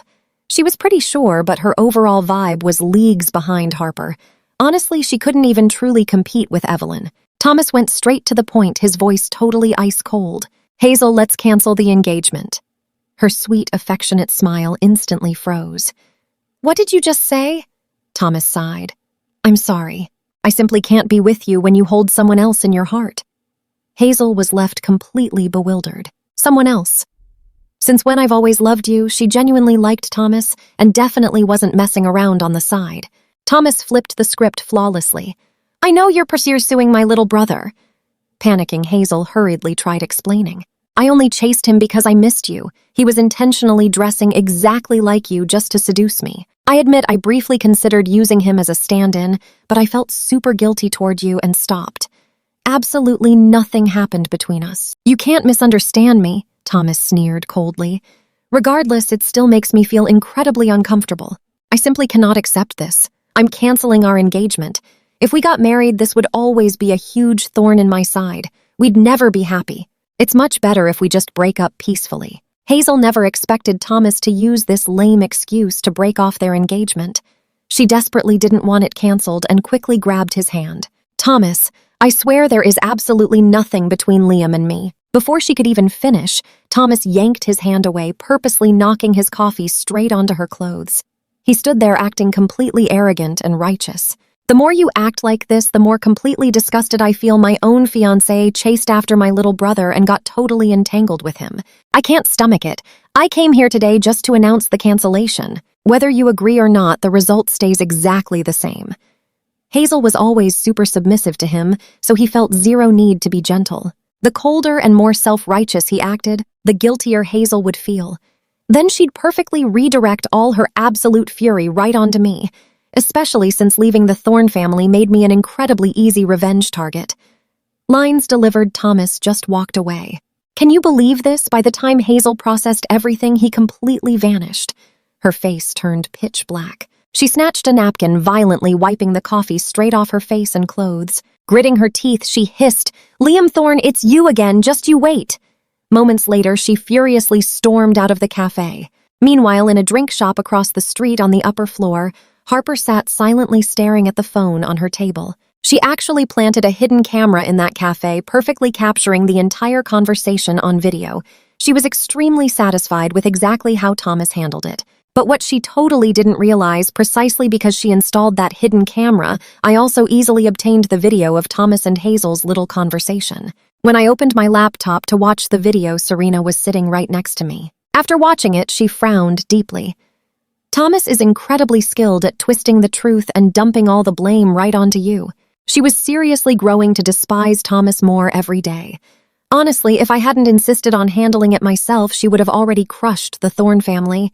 Trust me, we fully predicted Thomas pulling a stunt like this. Let's dive right in. Our villain loves making others do his dirty work. Serena knew my plan, but still worried. Hazel could strike back any time. Want me to get you some bodyguards? I just smiled and shook my head. No need, I've got this. Thomas totally brainwashed Hazel into thinking I was the only reason their engagement fell apart. I figured she'd track me down, try humiliating me, and film it to prove her ultimate loyalty to Thomas for forgiveness. I just smirked. I'm basically waiting for her to embarrass herself. Catching my confident vibe, Serena smiled super softly. Thomas and Harper don't even realize you're the predator hunting them. I raised an eyebrow. Am I just a predator? Serena shot back fiercely. The absolute smartest, most brilliant predator. I burst out laughing, leaning in to quickly kiss the corner of her lips. Your reward. Serena froze, touching her cheek. As I stood, she grabbed my hand. Liam, you know I like you. I smiled, leaning down for another kiss. I know, and I like you too. Since she was reserved, I took charge. Serena's ears turned bright red, but her eyes were blazing with pure, intense emotion. After my bold kiss, she whispered back with pure affection. I really, really like you. Her love felt incredibly deep, radiating straight from her soul. One look said everything. I know. Now pay attention here because we're totally skipping that slow, awkward talking phase. Time to taste real romance. I made the first move. That night, Serena didn't go home. She stayed right at my apartment. Waking up the next morning, Serena pushed the door open. Her normally icy expression glowed with incredibly soft warmth. Her eyes locked right onto me. We grabbed breakfast. After eating, she offered to drive me to campus. I stretched lazily. Sounds perfect. Honestly, looking at her, if we weren't rushed for time, she totally would have stayed in bed longer. Right after breakfast, she dropped me off at the university before heading straight to work. Being a senior, her schedule was super light. Any school projects could simply be done during her company internship. I sent over our equipment list and she headed to the office to prep everything so we could start collaborating immediately. Walking right into class, everyone was staring at me with pure curiosity. The second I sat down, my friends leaned in. One winked, asking Liam, "Can I ask you something?" "What exactly is going on between you and Goddess Sarissa?" I answered super casually. "We're dating." The whole crowd was absolutely stunned. "You guys are official," I nodded. "Just made it official yesterday. Thanks for caring, guys. I'll buy you drinks at our wedding." The entire class was completely floored again. You and I both know this news will completely crush Evelyn. Most people genuinely congratulated us, but a few secretly doubted we'd ever actually make it down the aisle. Since I cut ties with the Thorne family, they figured I wasn't worthy of the Sterling Empire's heir. Plus, they thought her heart condition meant it wouldn't last long. Rumor was she wouldn't make it past 30. Nobody dared say it out loud, terrified of offending us. Meanwhile, news of us dating spread across campus at lightning speed. Today, Evelyn skipped campus, but her phone blew up with friends asking if she was okay, dropping the massive news about our relationship. Last night, Grandpa Vance totally chewed her out. This morning, pure sarcastic remarks from relatives completely ruining her reputation. Her father strictly forbade her from finding me again. Her mood hit absolute rock bottom. Reading those texts, the normally sweet Evelyn completely snapped, smashing literally everything in her bedroom. Over at Jing University, Hazel showed up on campus totally determined to prove to Thomas she had zero interest in me. Trust me, you're going to love this reaction. She texted me to meet up and I just completely ignored her. Moments later, she video called. I answered with an absolutely freezing tone. Make it quick. Hearing my impatient voice, Hazel was absolutely furious. You Thorne family guys are incredibly arrogant, she snapped. I'm at the gates. I have something important to discuss. I replied curtly, I'm busy. Hazel cursed internally. You already cut ties with the Thornes. Why the hell are you acting so high and mighty? She softened up slightly. I'm not here about Evelyn. This is really important. I stayed completely frosty. We aren't close. Should I drop everything just because you're looking for me? I'm eating at the cafeteria right now. Stick with me here. You are about to see some wild drama. If you want to meet, come inside or get lost. Hazel fumed, annoyed. I took charge. So totally annoying. But then she realized the cafeteria would be packed. That was actually perfect. She could publicly reject me with a huge crowd watching, restoring honor for the Vance family and totally impressing her strict grandfather. She nodded, fine, wait for me in the cafeteria. I ended the call and headed out with friends. I barely managed a few quick bites of food before Hazel aggressively stormed right in. Wearing a fancy designer dress, she clearly was not a student, instantly grabbing absolute attention. She scanned the entire room and quickly spotted me sitting right there. With my upgraded look and fresh aura, I was undeniably the standout guy. Hazel marched right up to me. I looked at her. "What do you want?" She instantly launched her attack. "Liam Thorne, what exactly did you tell Thomas to make him completely misunderstand us?" I raised an eyebrow. "My personal relationship with Thomas is absolutely none of your business. As for us, were you not the one chasing me like a lovesick puppy and getting rejected?" Hazel choked on her words. Seeing the entire cafeteria staring, her face darkened. "If you said nothing, why on earth would he misunderstand?" She raised her voice loudly. "I only pursued you because you intentionally dressed exactly like Thomas just to seduce me. I missed him incredibly and almost mistook you for him. But feeling super guilty about Thomas, I completely put a stop to it. There is absolutely nothing happening between us. You need to stop trying to ruin things for Thomas and me. Even if we break up someday, I will never choose you. Give up that silly delusion. Watch closely, here is the twist." Hearing this, everyone assumed I purposely mimicked Thomas to seduce her and was now secretly plotting their dramatic breakup. People stared with shock and suspicion. Did I really do that? Hazel was not just his fiancée. She was my ex's older sister. I stood up, glaring at Hazel. "Back then, you clung to me like a stray dog. You completely annoyed me. And now you are desperately twisting the narrative to say I seduced you. Did you not look in a mirror before arriving?" Hazel was completely stunned. "What did you say?" I glared with pure disgust. "Even Evelyn is just someone I refuse to take back. What makes you think you are better? Your looks, your aura, and your skills do not even hold a tiny candle to hers. Am I completely insane? Why try to seduce you? Do I have some wild downgrading fetish?" My words made several students in the cafeteria burst out laughing. Because honestly, it was completely true. Evelyn was undeniably superior to Hazel in absolutely every way. Hazel's face darkened with pure rage. "Liam, do not push it," I scoffed. "You are the one with a loose screw storming into my university to falsely accuse me. And you are telling me I am pushing it. You are loudly claiming I tried ruining your relationship right in front of him, which definitely means he is the one who told you right." Hazel acted completely self-righteous. "If Thomas had not argued with me about this, why would I ever come looking for you?" I laughed cynically. "Oh, so Thomas dumped you and you are actually blaming me. He wants to cancel the engagement, does he not?" Hazel's expression barely changed, but she was deeply shocked. "How did you know he wants to cancel it?" "He has not told anyone else." She narrowed her eyes. "Are you guys actually that close?" "He voluntarily told you." I laughed coldly. "I know, because he is using me as a scapegoat, making his pathetic little game incredibly obvious. He made a huge mistake. He does not want anyone to know and absolutely refuses to cancel the engagement over it. So he throws me under the bus, framing me as the evil home wrecker. Meanwhile, he remains the flawless, noble young master of the Thorne family." I narrowed my eyes very dangerously. "You and I know what happens next. I ignored his secrets, but since he threw the first punch, I simply have no choice but to counterattack." Hearing this, everyone in the cafeteria stopped eating. This was absolutely massive drama. Hazel was not an idiot. She instantly caught my drift. Thomas was cheating on her. Impossible. She frowned. "Liam, stop talking in cryptic riddles. Thomas is an honorable, upright man. Just because your parents clearly favor him does not mean you need to slander him. Or do you have some ulterior motive?" Her sneaky assistant was secretly recording nearby, so Hazel deliberately tried to defend his honor right on camera. I stared at her with more blatant contempt. "Hazel Vance, you are the heir to the entire Vance family.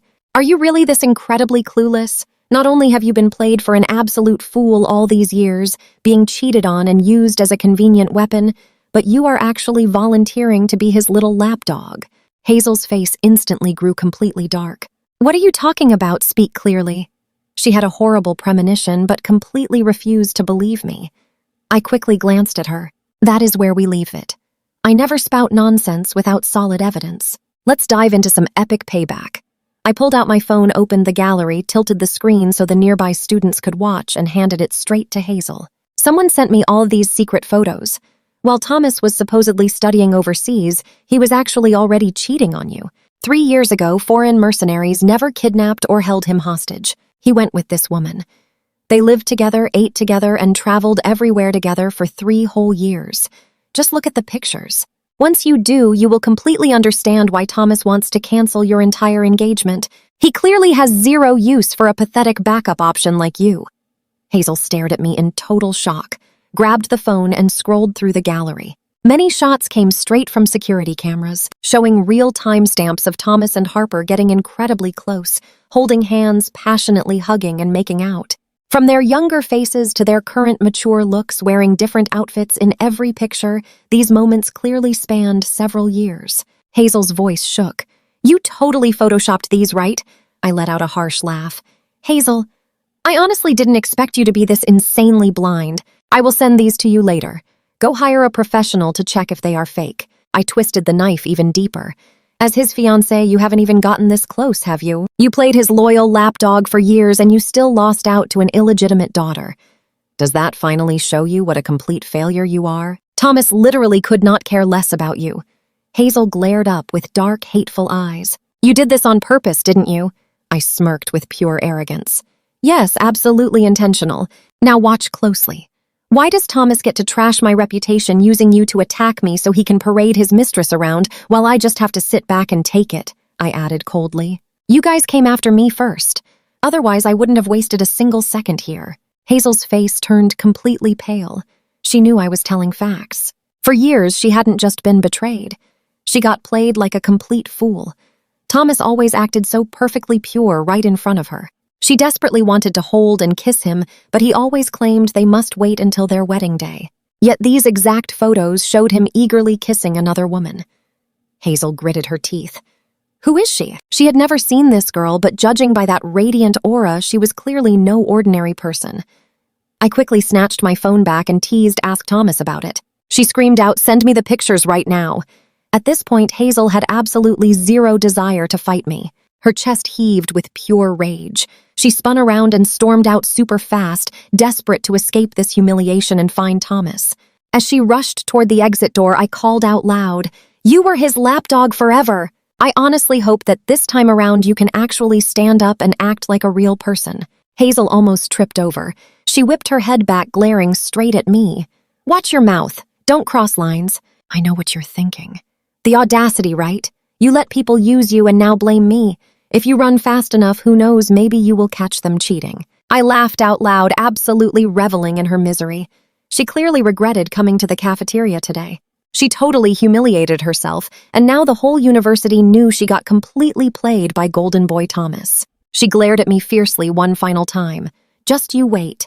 Then she literally ran away in terror. If she stayed, I would drop something even scarier. Seeing her frantic retreat, she was definitely hunting Thomas down. The surrounding onlookers were completely shell-shocked. Nobody expected to witness such massive cafeteria drama today.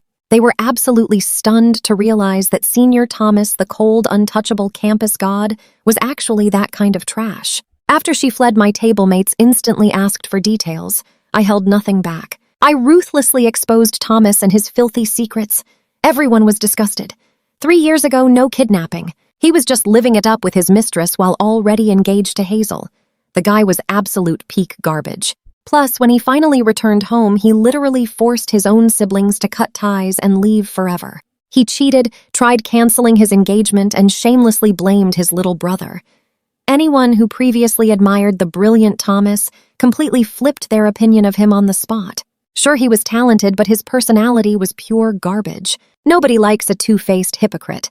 After lunch, I chilled on my dorm bed, grabbed my phone, and picked out several spicy photos of Thomas and Harper, along with that security footage, making sure to highlight the timestamps. I dropped them right onto my timeline with a simple caption. Thomas Thorne is a massive cheater. He wants to cancel his engagement for his mistress while using me as his convenient shield. So what do you and I make of this? I'll gladly expose him. Here is the ultimate proof. Feel free to watch the fireworks. Then I uploaded the clip of Thomas brutally dumping Hazel online. My entire social feed was absolutely packed with the richest young kids in our elite circle. Those 2 wild updates made everybody go absolutely ballistic. Nobody expected Thomas to be such a terrible cheater, totally framing his arranged younger brother and tricking his ex into raging at my school campus. His cold, perfect vibe used to make people think he was a saint. Turns out he was completely shady behind closed doors. Below both wild videos, beyond the massive likes, those internet comments were totally savage. Thomas is so dirty. Check the timestamps on those pics from 3 years ago. Was he actually kidnapped or just on a fancy 3-year honeymoon? Meanwhile, now watch closely because the drama explodes here, completely oblivious to the internet blowing up. Thomas was having a fancy dinner with Harper in a VIP room. Hazel literally tracked his location and violently kicked the door wide open. Right there, she caught them totally making out passionately. Jumping at the massive crash, Thomas and Harper turned around completely stunned. Hazel's face was basically a dark storm of pure, furious rage. "Thomas, you are absolute trash. You dared to sneak around behind my back like this. You messed up and blamed Liam just to break off our engagement. You have serious nerve." Screaming her lungs out, she suddenly lunged forward and viciously smacked Harper right across the face. Harper was super smart, but she also trained in martial arts. Stunned by that first hit, she instantly bounced back completely. Counterattacked, pinned Hazel to the floor, and absolutely started pummeling the daylight out of her. Harper was already fiercely mad that her guy was tied down to Hazel, so she totally wrecked Hazel until she coughed hard and screamed in pure agony. Thomas just stood there and watched, completely refusing to even intervene. Calling him trash meant she earned that brutal beatdown. Yet he was still super confused about how Hazel had even tracked them to this restaurant. Suddenly his phone started buzzing loudly. It was Arthur. That man never ever yelled at Thomas. This time, though, his voice totally shook with absolute fury. "Thomas, look at the insane mess you made. Now everyone knows you cheated and tossed the blame on Hazel and your brother those 3 fake missing years. Let that sink in for a second. His whole family was totally devastated searching, causing his mother severe depression. And what were you doing? Just chilling in luxury with her. Then you have the nerve to return and lie to us. You let this entire family down big time." Arthur had totally seen my wild social posts and knew the truth. He was super mad that I was blasting the Thorne family's messy secrets again. But finding out Thomas sent Hazel to Jing University just to harass me, I was fuming, so I naturally fired back by fully exposing him. He truly never imagined his perfect golden boy was this insanely fake and reckless. If you want out of the engagement, just end it directly. Why push the blame onto your fiancé and brother? Keeping it hidden would have been totally fine if not exposed. But now the whole elite circle knows the Thorne family lost all their respect again. Several rival families were blowing up his phone, mockingly asking what kind of honorable son pulls off such an incredibly slimy and despicable moves. Plus, this massive drama put the Thorne family totally at fault. The Vance family absolutely would never let this slide. Thomas was seriously panicked for the very first time ever. "Dad, what in the world are you saying?" Arthur roared loudly. "Stop playing the innocent victim here. Go check Liam's timeline for yourselves." Arthur used to wonder why I cut ties but kept the Thorne family in my phone contacts. Now he completely understood. I kept them around just to post stuff that would absolutely piss them off, and it worked flawlessly. Arthur slammed the phone down. Thomas instantly opened his social apps, seeing my 2 posts alongside the flood of brutal comments. All the color drained away. He frantically pulled Harper back. "Stop hitting her." Harper, hyped on adrenaline, shot him a dark glare. "Why feel sorry for her? You and I totally agree with Harper. Stick with me here." Thomas was utterly speechless, shoving his phone at her. "We have a massive problem." Harper stared at the glowing screen, her expression quickly morphing into pure, undeniable horror. Every single photo and secret video had been snatched right off her supposedly flawless devices. How did I pull that off? Thomas finally realized. Harper demanded to know if he recorded them.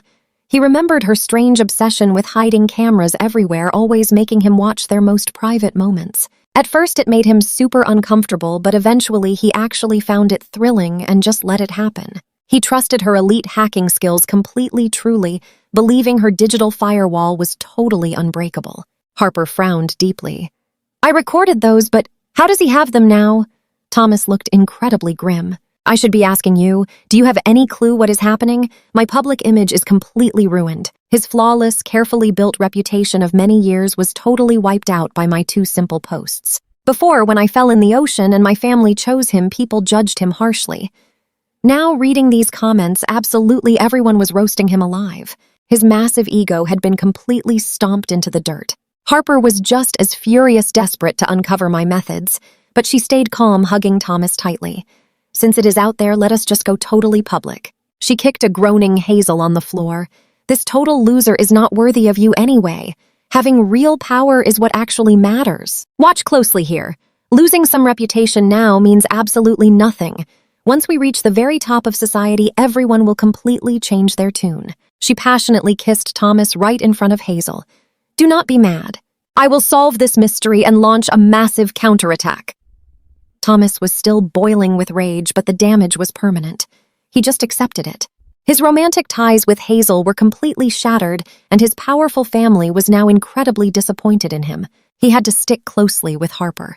Not just to take over the Vance family, but because her genius hacking skills were exactly what he needed. He glanced at her. I will listen to whatever you say. What else can I do? Let us just go. If someone finds us, it will be a disaster. Harper, feeling much better, nodded. Thomas wrapped an arm around her and they exited the VIP room. Hazel simply lay completely battered on the cold floor. Her face was swollen, her body bruised, and she was coughing terribly while clutching her chest. Her eyes burned with toxic hatred, watching them leave, etching this grudge into her soul. She would absolutely get her sweet revenge, and Thomas, that utterly despicable scumbag, she definitely would not spare him either. Hearing them mention my viral social media posts, she instantly knew her own reputation was completely ruined too. From now on, their entire social circle would treat her like the world's biggest fool. That humiliating thought angered her so deeply she started coughing in absolute agony again. Struggling to move, she finally grabbed her phone, called her dad, and called an ambulance. She desperately wanted to call the cops, but she was absolutely terrified of this massive scandal blowing up even more. If people discovered she got beaten down by her ex-fiancé's new girl, the public humiliation would be totally unbearable. She just gritted her teeth and swallowed the intense pain. But the news of Hazel's hospitalization could not be hidden from me. I quickly grabbed the footage of her storming into the room, followed by Thomas casually strolling out with Harper while Hazel was carried out on a stretcher, her face swollen and her lips completely bruised. I cleverly sent those spicy photos anonymously to someone who absolutely despised Hazel. That person immediately seized the golden opportunity to mock her, dropping those photos right into their exclusive group chat. The gossip spread fast. Aside from Hazel getting heavily mocked, Thomas saw his own reputation plummet even further. You and I both know this guy is pure evil. He let his new girl beat his ex senseless while he just stood there watching. Naturally, the powerful Vance family quickly learned the ugly truth. Grandpa Vance, even though he always favored Evelyn, was absolutely furious to see his own granddaughter treated like pure trash. Arriving at the hospital and seeing Hazel's severe injuries, he swallowed his prepared scolding. Walking out, he ordered Evelyn to thoroughly investigate the background of Thomas's new girlfriend. You mentioned her name was Harper Sterling, right? I need to know if she has ties to the elite Sterling family. If she is nobody, the Vance family will crush her. But if she actually belongs to the Sterling family, things get complicated. Evelyn simply nodded. I understand completely, Grandpa. She never expected things to escalate this far. She admired Thomas for his cool aura and talent, never imagining he was this vile. She honestly felt zero pity for Hazel, but what Thomas and Harper did was a massive slap right to the Vance family's face. She absolutely would not let them get away with this. Plus, she was incredibly furious at herself for being completely fooled by Thomas. Because of that absolute scumbag, she had lost the one person she truly cared about me. It was not worth it. Trust me, we are not done. The Vance family did not just investigate Harper, they aggressively pressured the Thorne family for answers. Stick with me here because losing this massive Thorne Corporation deal is about to spark total chaos. The Thorne family absolutely stressing out. Thomas walks right into his house only to find his grandpa and parents glaring at him from the couch. Arthur looked furious. Thomas, what kind of crazy stunt are you pulling today? You seriously let that unhinged girl put Hazel in the hospital while you watched? But hey, Thomas already cooked up his perfect little excuse. He just sat down. Hazel started the drama first, so she totally had it coming. Grandpa Thorne knew his grandson better. Who is this girl you were with? Thomas came totally clean. Harper Sterling, Charles's daughter, raised overseas. Grandpa Thorne and Arthur were left completely speechless. This news was honestly so hard to swallow. The Sterling guys are famous for loyalty. Charles never cheated. Wait, you mean Harper is Serena's secret sister? Thomas just slowly nodded. Grandpa Thorne frowned hard. A secret daughter, he hated that idea. The Sterling family never even claimed her. Stick with me. Thomas absolutely shouldn't have dumped Hazel so fast for some unrecognized nobody. Thomas played the victim perfectly. I didn't want this public, but Liam totally forced my hand. Thomas absolutely despised me now. My online posts didn't just casually leak his deeply buried years-old secrets to the world. They wrecked his master plan and completely crushed his reputation. He definitely wouldn't let this slide. Just hearing my name made Grandpa Thorne and the elders look completely furious and defeated. Who could have guessed the quiet, obedient kid would turn completely wild after jumping right into the ocean? Now that we cut ties, yelling at me did absolutely nothing. Grandpa Thorne scowled deeply. Find something to basically distract him. Otherwise, he is just going to keep causing massive headaches for us. He wanted the family to completely crush me. Arthur hesitated, but Beatrice agreed instantly. Exactly. Now that he thinks he is tough, he disrespects us at every turn. No matter what, Thomas is his biological brother. Yet he showed zero mercy while totally wrecking his reputation. That went way too far. Thomas was always her greatest pride, her best bragging right among those elite society ladies. By ruining his public image, I had totally humiliated her too. How could Thomas ever safely show his face in their circle? Now, the other Thorne elders chimed in, completely agreeing that I humiliated their family, and if left alone, I might spark an even more catastrophic disaster for them. I kept exposing their worst hidden secrets, making them absolutely terrified to even show their faces in public. Today, several elites messaged them asking if the Thorne family planned to wage war against the powerful Vance family. How could they possibly answer that mess? Arthur sighed heavily. Fine, Liam has been way too arrogant. Watch closely now. Just as they plotted against me, Thomas's quiet cousin in the corner finally decided to speak up. Taking care of Liam is not going to be easy. She was a totally ignored family member with zero power, just living a perfectly carefree, quiet life. The Thorne heir position would never fall to her, and she literally had zero interest in fighting for it. Honestly, she was the only family member actually close to Chloe. Grandpa Thorne frowned. What do you mean? She replied calmly. Liam is dating Serena Sterling. She grabbed her phone and showed Grandpa Thorne. Serena literally never posts anything, but she just dropped a picture of her and Liam together, proudly introducing him as her official boyfriend. She even added a fierce caption saying that anyone who messes with her boyfriend messes with her. An elite circle member who actually had Serena in their contacts instantly screenshotted the post. Grandpa Thorne stared at the screen, his face turning absolutely furious. No wonder Liam has been so insanely arrogant. He has the powerful Serena backing him. Impressive. Uncle Thorne nervously asked, So are we still trying to crush him? Grandpa Thorne glared sharply. Crush him? How we have already deeply offended the Vance family. If we provoke the Sterling family on top of that, our Thorne family is finished. Everyone in the room basically choked on their own anger. You saw that too, right? Liam is terrifying. He jumped into the ocean and perfectly charmed Serena Sterling. For years, countless rich heirs tried getting close to Serena, but she completely ignored every single one of them. Why on earth did she pick Liam? Grandpa Thorne just scoffed coldly. Honestly, who even knows? Let us just focus on fixing this massive Vance family drama first. He glared right at Thomas. Tell me what to do. You caused this. You fix it, Thomas quickly replied. Harper will handle it. Grandpa Thorne sneered quietly inside. An illegitimate daughter who is ignored by the Sterling family is going to handle it. Seriously, what can she do? Thomas knew that if he did not explain this perfectly, the family would completely reject his relationship with Harper. He paused, then finally revealed the truth. She is a top 10 world-class hacker. The Vance family will be completely taken over by her. Just wait and see. Thomas wanted his family to mentally prepare for this madness. Grandpa Thorne and the elders looked incredibly suspicious. Is that really true? Thomas stood firm. I guarantee it. Within 3 months, the Vance family faces a massive financial crisis, broken supply chains, and crashing stocks. Harper already secretly bought 12% of their total shares. When the time is right, she will buy the majority, becoming the top shareholder and chairwoman. Once she fully controls the Vance family, we get any partnership we want. If you doubt me, just wait exactly 3 months. Grandpa Thorne remained super skeptical but decided fine, 3 months. We can wait. Let us just ignore the Vance family issue for now. If Harper actually took down the Vance family and protected Thomas, it would be an absolutely massive win for the Thorne family. They were totally willing to wait.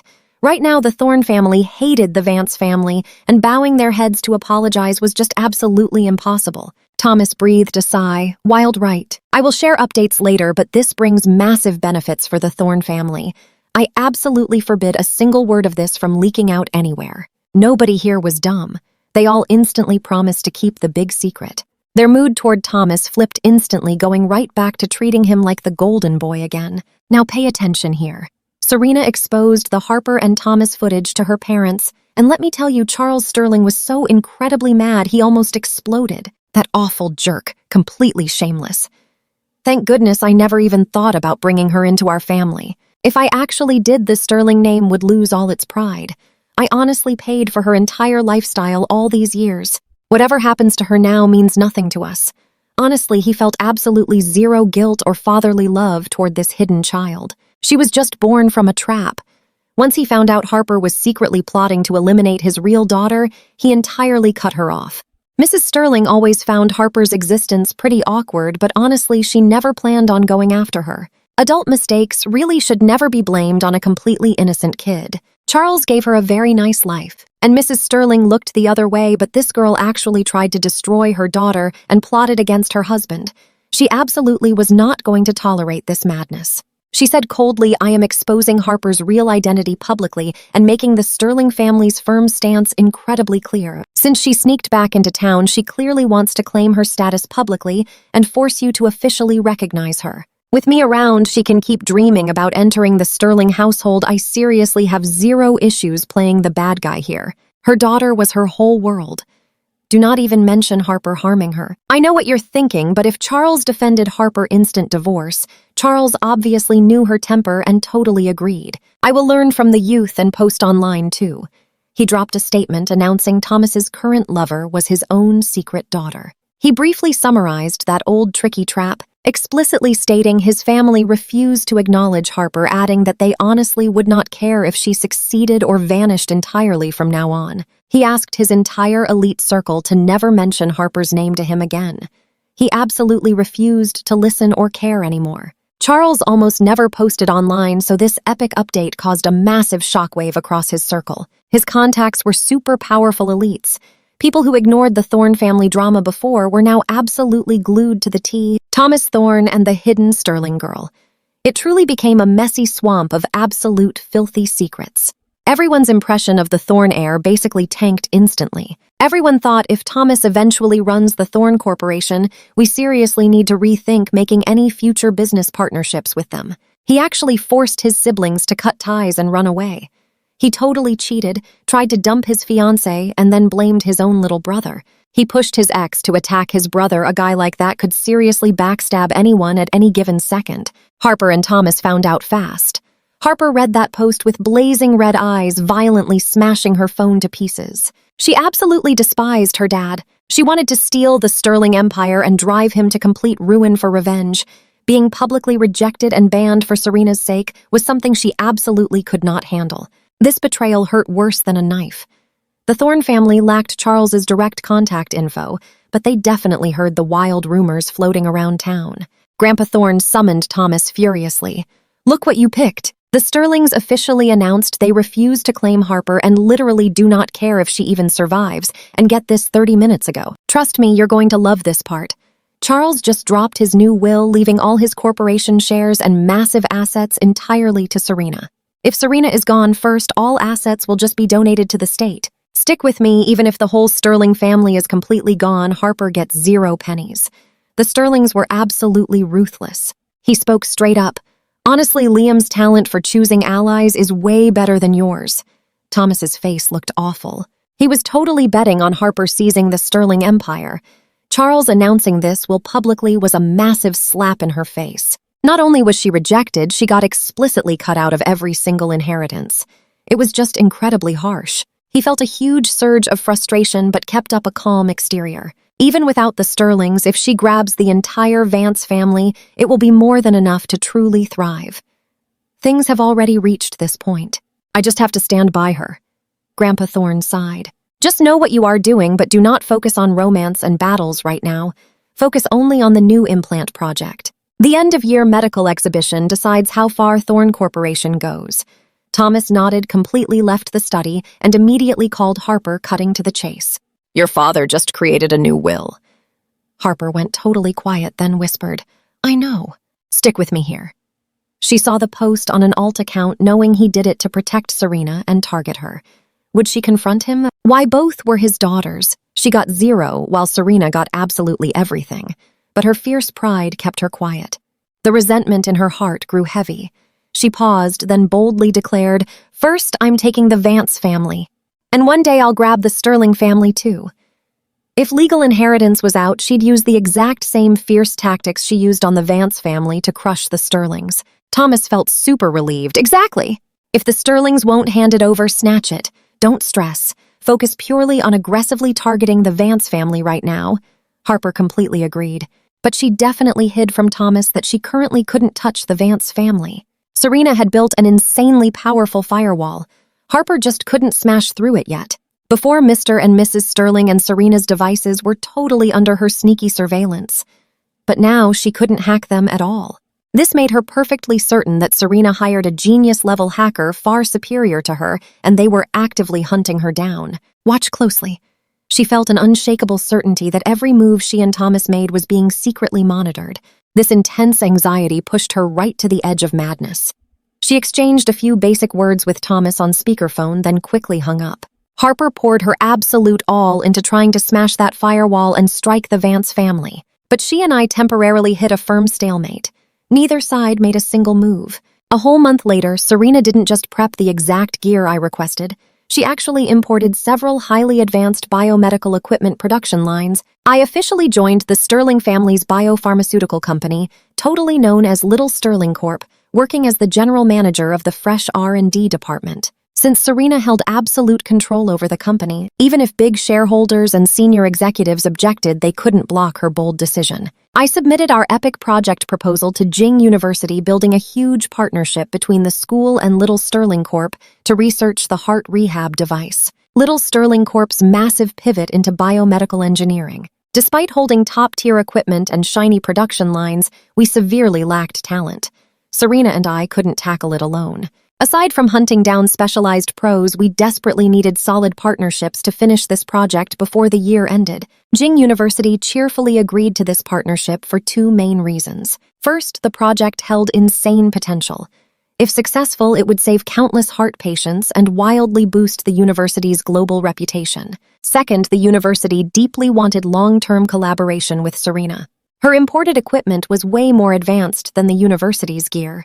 Thanks to this team-up, I received massive resources, making the whole campus aware of the heart rehab device project spearheaded by me and Serena. That day, Serena posted on her timeline, "My boyfriend is researching a heart rehabilitation device just for me." You saw that too, right? Reading it, I laughed, realizing her show-off flair totally hadn't changed. Even though she was usually an icy introvert, being with me unlocked her braggy side. Since she absolutely loved showing off our affection, what else could I possibly do but totally spoil her? I also posted online, "I want you to grow old slowly with me. With me right here, absolutely nobody can take you away." I attached a screenshot of Serena's post. Both updates were rapidly shared across the school's online forums. Everyone was totally shocked, completely force-fed a massive dose of PDA. Nobody expected the icy campus goddess to actually have this soft side. Turns out when the brilliant academic god Serena fell in love, she became a massive show-off. "I want you to grow old slowly with me." You could practically feel the overwhelming pampering radiating through the screen. Liam Thorne spoils goddess Serena too much. However, there were also bitter people mocking us. They assumed I was just faking it, purely using Serena to climb the social ladder and secure my elite status before her severe, untreatable heart condition finally took her away from us. Her illness was something even the world's absolute top specialists couldn't fix. How could I possibly invent a magical device to cure it? They also mocked Serena, saying she went from a cold academic god into a totally clueless romantic, dumping absolute mountains of cash into wild production lines for a new field, opening a dedicated research lab just for me. If I actually failed, wouldn't all those assets be flushed down the drain? Aside from a few kind souls wishing us well, the vast majority totally doubted the project would succeed. In high society, many elites just treated this like one massive, ridiculous joke. But Serena's parents completely supported us, proudly sharing both our posts expressing their absolute faith and beautiful blessings. So what do we think many elites believed they totally lost their minds trusting such a ridiculous fantasy? Thomas and Harper heard the exact news too. Their first reaction was that it was utterly absurd. researching a device to cure that specific heart condition. Impossible. Thomas seriously thought I was wasting time and simply waited to watch me completely fail. He discussed a quick strategy with Harper. When my project eventually failed, they would launch a massive smear campaign ruining my reputation and completely destroying my entire name in the industry. 2 months later, the amazing new drug project the Vance family researched for years was suddenly completely developed and launched into the massive market early by a random foreign company. This specific project was absolutely crucial. The Vance family dumped massive amounts of manpower and money into this. It already reached the official licensing and final trial stages expected to fully launch in a few months. But this sneaky foreign company snatched the golden opportunity right from under them.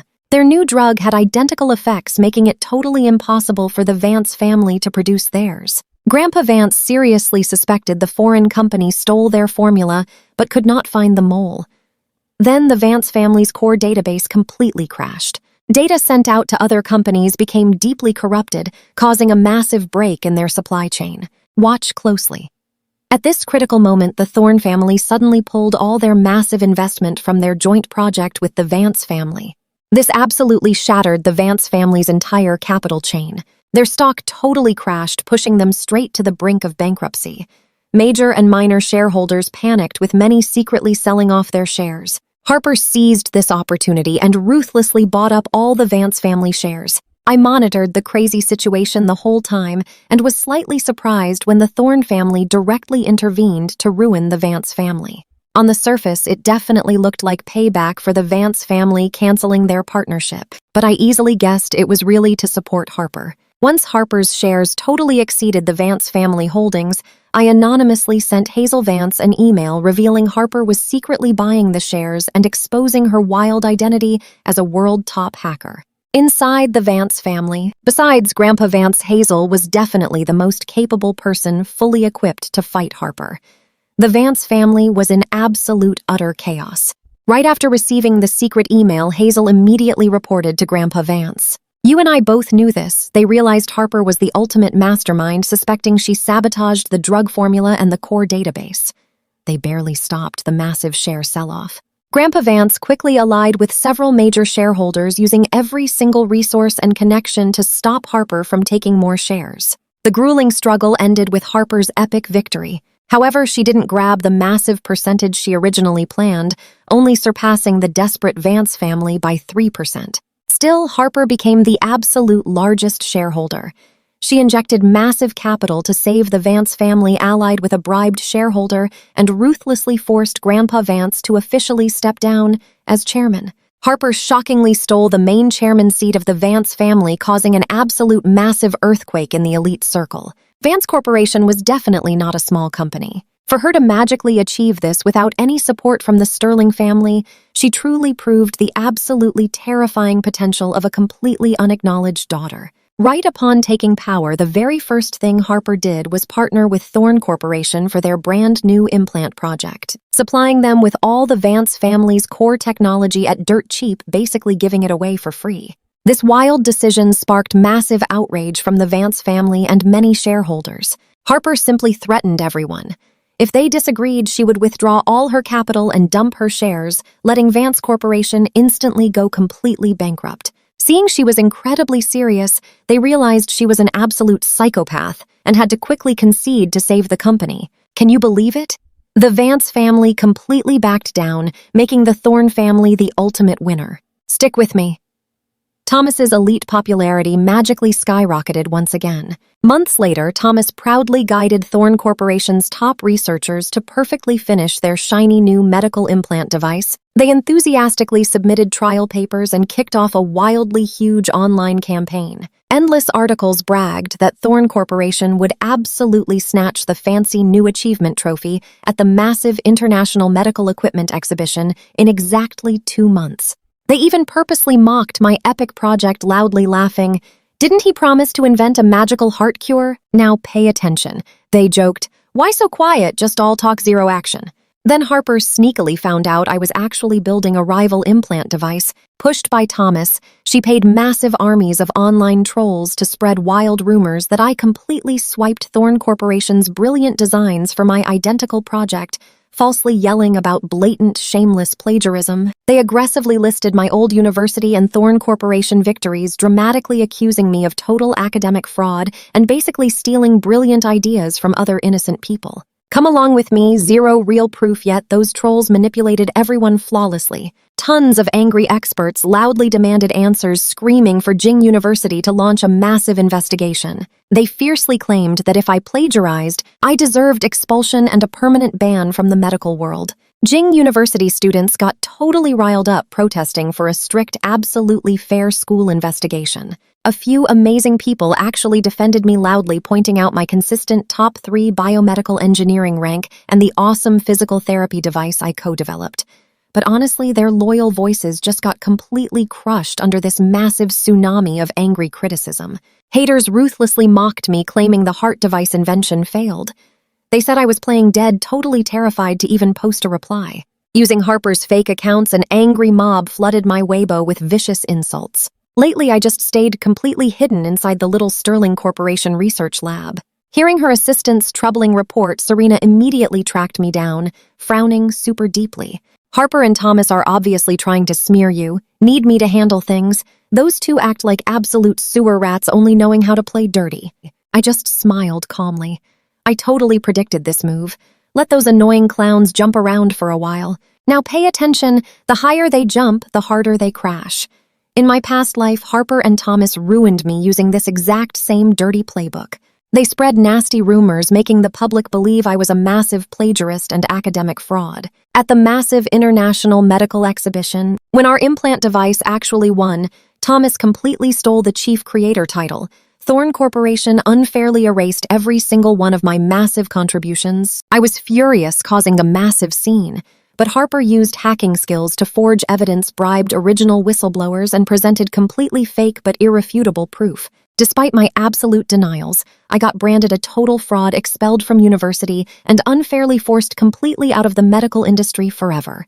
In my past life, I never publicly fought them, yet I was ruined entirely just to highlight Thomas's fake genius persona and solidify his Thorn Corporation position. But this time I stood directly against them and exposed their dirty secrets. Obviously, they would try every single despicable method to destroy me. Seeing I wasn't surprised, Serena smiled and asked, "Knowing Harper, she definitely has forged evidence prepared against you. What's your master plan?"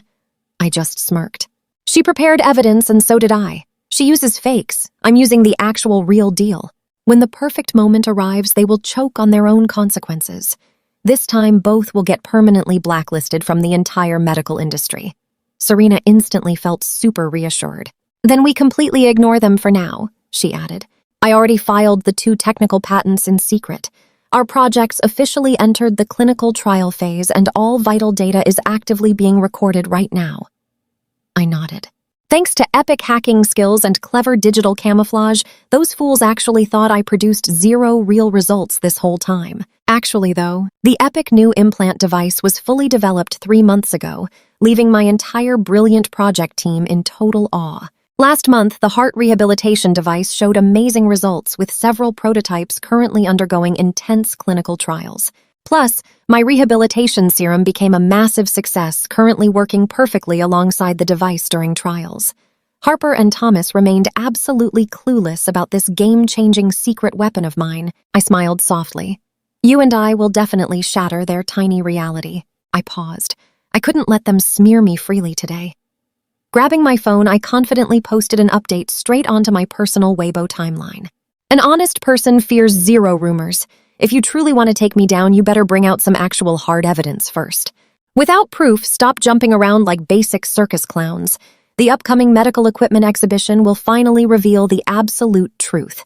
Knowing Harper and Thomas's sneaky personalities, I felt totally certain they wouldn't release their forged evidence immediately. They saved it as their ultimate trump card for later. Right after my post, the online hate noticeably decreased. Many users demanded the mob provide real evidence, stating that without it, this attack was just pure defamation. Meanwhile, inside Thorn Corporation's lab, Thomas found my post and showed Harper. She sneered coldly. "Does this guy seriously think I can't completely ruin him?" she asked. "Should we drop the evidence now?" Thomas pondered carefully. "No, let's wait until the big medical equipment exhibition. We will see what garbage results he and Little Sterling Corporation actually present.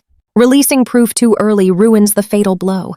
Right now, manipulating opinions simply plants the seed in everyone's minds that Liam is a total plagiarist and massive fraud. Let's wait a bit longer, Harper agreed. You are right. When he proudly represents Serena's company on stage, that is exactly when we drop the heavy plagiarism and fraud evidence. When that happens, Serena's company faces total ruin. Committees never reward stolen tech. So what do you and I make of this? They are totally setting themselves up for a legendary downfall. You and I both know their 6 months faced total ruin. She hugged Thomas with a sneaky smile. You are still incredibly brilliant, but him loudly exposing our secret romance definitely caused us some major drama. I absolutely refuse to let that slide. I will hire people to dramatically teach him a lesson, snap embarrassing photos, and confidently post them everywhere. Thomas's eyes flashed with mysterious calculation, but he gently advised, do not overdo it. Harper laughed happily. Do not worry, even before dropping the juicy evidence, my troll army will keep pushing this wild narrative. Trust me, they will ensure everyone thinks awfully of